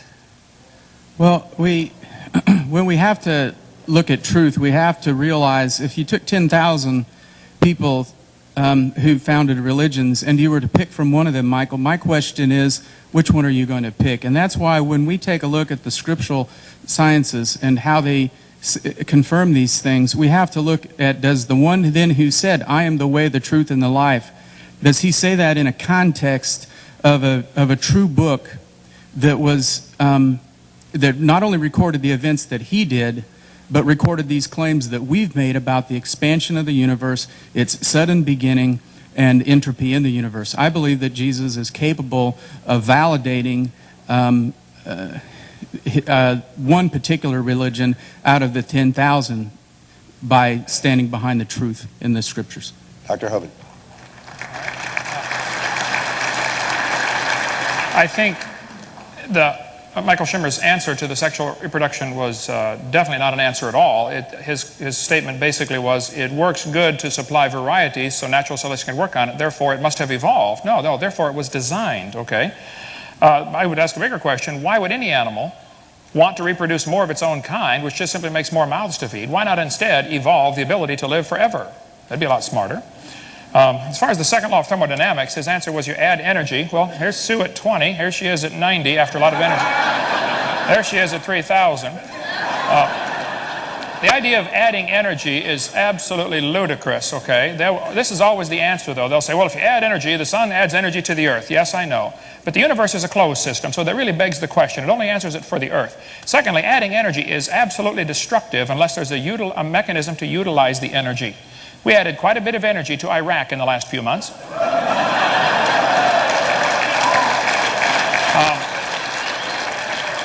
The Japanese added energy to Pearl Harbor. We added energy to a couple of their cities. Didn't organize a thing, okay? The sun adds energy to this earth, all right, but it's going to destroy the roof on your house, not build it. The sun's energy will destroy your house. It'll destroy the roof on your car. It'll destroy your paint job on your car. The sun's energy is destructive to everything except chlorophyll, which is an extremely complex molecule. So the same sun's energy shines on the other planets and doesn't build anything there. I think that to say that, adding energy solves the problem is absolutely a simplistic answer and totally devoid of any scientific common sense. Adding energy is destructive unless there's something to utilize the energy. 3 more. That's my final answer. 3 more.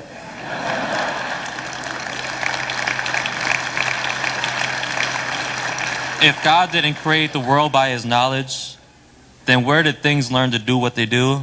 And where did knowledge come from?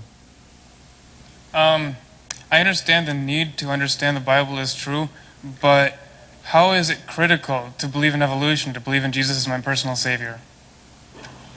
My question is about the miracle that happened with Adam and Eve and the rib being broken off the man. Is that true that we only have half a rib? Dr. Hovind, let's start with you and move to the right this time. I will not have time to get PowerPoint ready for this one, but no, man does not have an extra rib. There is only one bone in the human body that will grow back if you take it out, and that is the lower rib. There's a good article about that. You can see in my videotape number 2, and I covered that. The blue one out there on the table. I didn't get time to even write down the other 2 questions, so I guess I'll just, let's see. Oh, help yourself. Yeah, you took notes. Good, okay. Critical to abandon. Can you read evolution. that? Why should he abandon evolution? Okay. Why should he abandon evolution? There is absolutely no scientific evidence that says a dog ever came from a non-dog or a dog's capable of producing a non-dog. There's no evidence for evolution at all. So why on earth would you compromise a perfectly good Bible which has never been proven wrong with a dumb theory that's never been proven right? All right, leave it alone.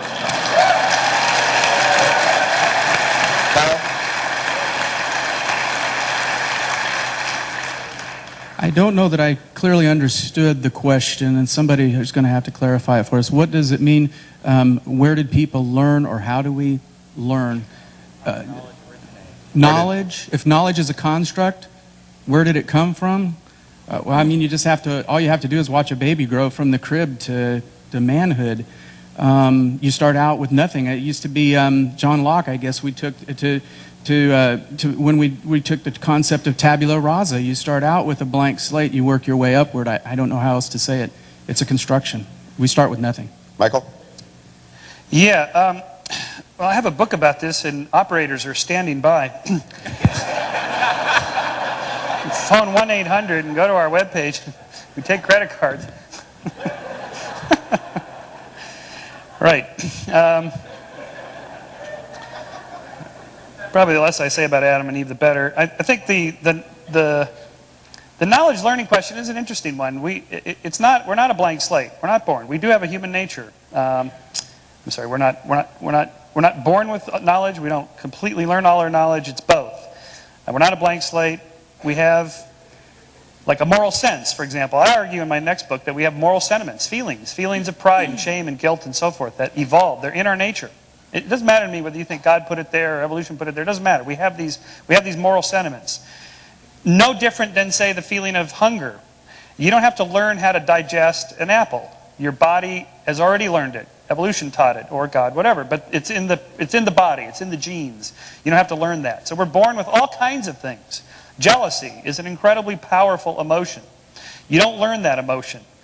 You're born with that emotion, and it has very significant reasons for its existence there. So those are forms of knowledge that we're born with, and lots of others we learn. 3 more here and 3 more there, and then we will wrap up.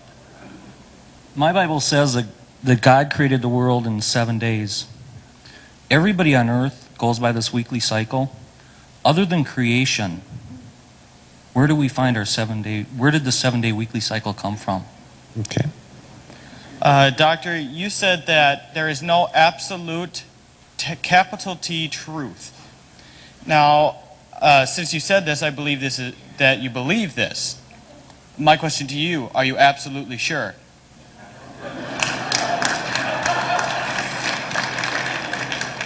This is a pretty simple question, but what time frame did dinosaurs exist, and is there any evidence for that in the Bible?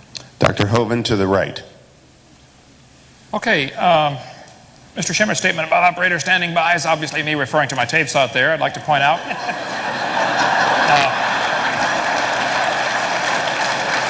I would like to point out, I've been doing this for 14 years. I've never copyrighted my material, ever. Anybody's very free to copy my tapes, send back the originals, and get their money back. I don't charge for my seminars. You find me any other evolutionist that does that. I want to see them, okay?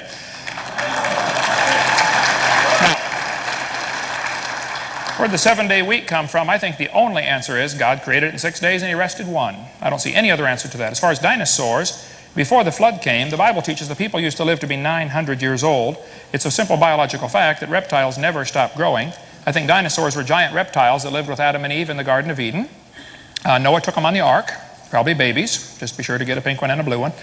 And then after the flood, people killed them, most of them. They were called dragons through most of history. The word dinosaur wasn't even made up till 1841. So for most of history, they're called dragons, and people killed them. And I think there could be a few stragglers still alive today, like Loch Ness Monster and the one that washed up in California. And you can see my video number 3 and get all that. Thank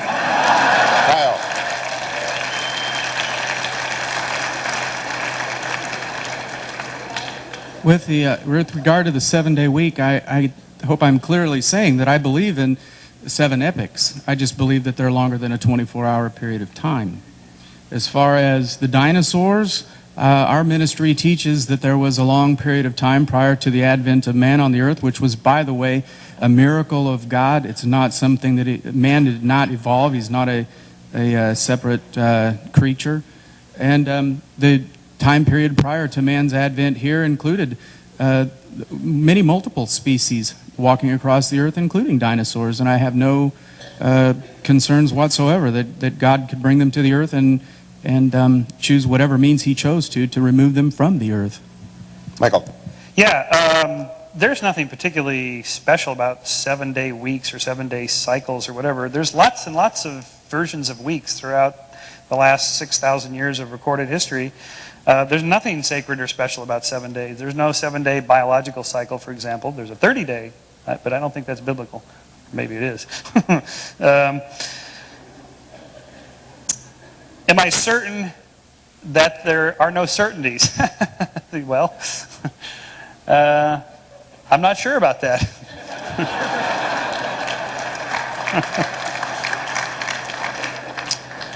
As for the dinosaurs, yeah, I'd love to know what deck they were on the ark. Look, you guys are really missing the point of this flood story. You're missing a really good story if you're trying to figure out which deck the dinosaurs were on, how God got the marsupials all the way down to Australia when the boat landed in Mount Ararat over in Turkey. How did they get there?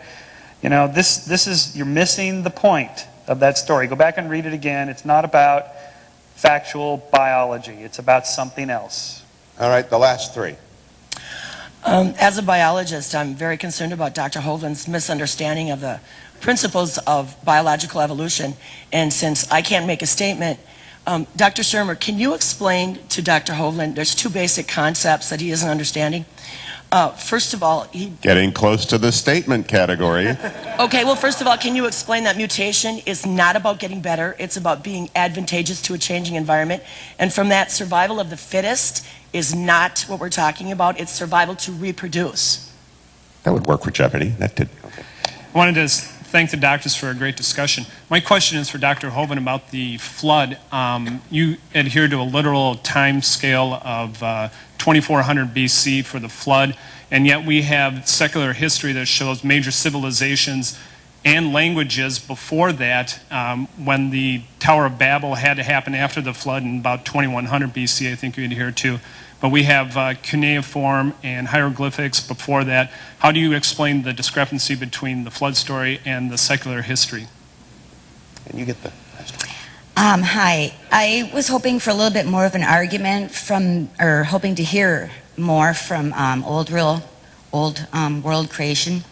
And I was wondering if you could comment on the scripture that says one day to God is like 1,000 years to man. Let's start with Kyle, go to Michael, and finish with Dr. Hovind. I think that does show us that to God the time really isn't as significant of an issue. I think it also shows, you could even work that argument even further and say, well, which 24-hour day did God use? Because our time, 24 hours today, isn't the same as it was 7,000 years ago even. The rotation, the spin of the earth is going shorter. And so I also used to wonder, when I first started into this process of moving into the old earth paradigm, I used to think, well, what was it about light and day that caused God to need to be on some sort of a clock? I mean, and what if I mean, God forbid, if you'll excuse the expression, but what if he was off schedule? Would he have to, because it, after all, does imply that creation was a work, and after all, why did he rest at the end of it? And I know that this sounds a little bit crazy, and I don't want to throw it out to you as heresy, because it would be heresy if I said God was diminished in some way by what he did.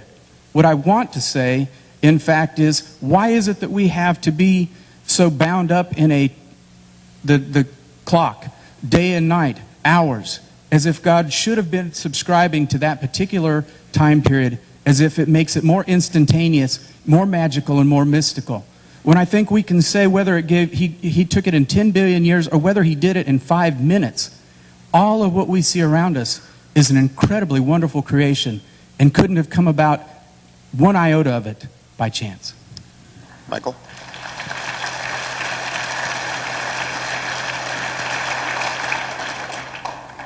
Michael Shermer? Me. Yeah. Yeah, well, on the question of evolution, how does it work? Well, there's this misconception of the survival of the fittest. It's not fit as in physically fit or big or strong or fat. It's whatever it takes to get the genes into the next generation. Whoever leaves behind the most offspring that make it to the next generation, so on, wins. There are examples of this. A species, Dr. Hovind said, we don't know what a species is, and we can define a species. A species is a group of actually or potentially interbreeding natural populations reproductively isolated from other such populations. Whatever it takes to reproductively isolate two populations, a mountain range, a hotel chain, an aqueduct, an ocean, a river, whatever, they get separated. Through mutation, they change a little bit. Through natural selection, they change, variation, sex, and so on. Then if they get back, the river dries up and the populations overlap again. If they've changed too much, they can't interbreed anymore. They are now, by definition, separate species. That is the origin of species right there. We have observed it lots of times in our own lifetime. In the late 1800s, Australian wallabies were introduced into Hawaii. Now the Hawaiian wallabies can no longer interbreed, because they've tried, with Australian wallabies, because they've changed too much. New species. That's an example of evolution at work right there. Dr. Hovind? There's still wallabies. That doesn't prove they came from a rock. All right.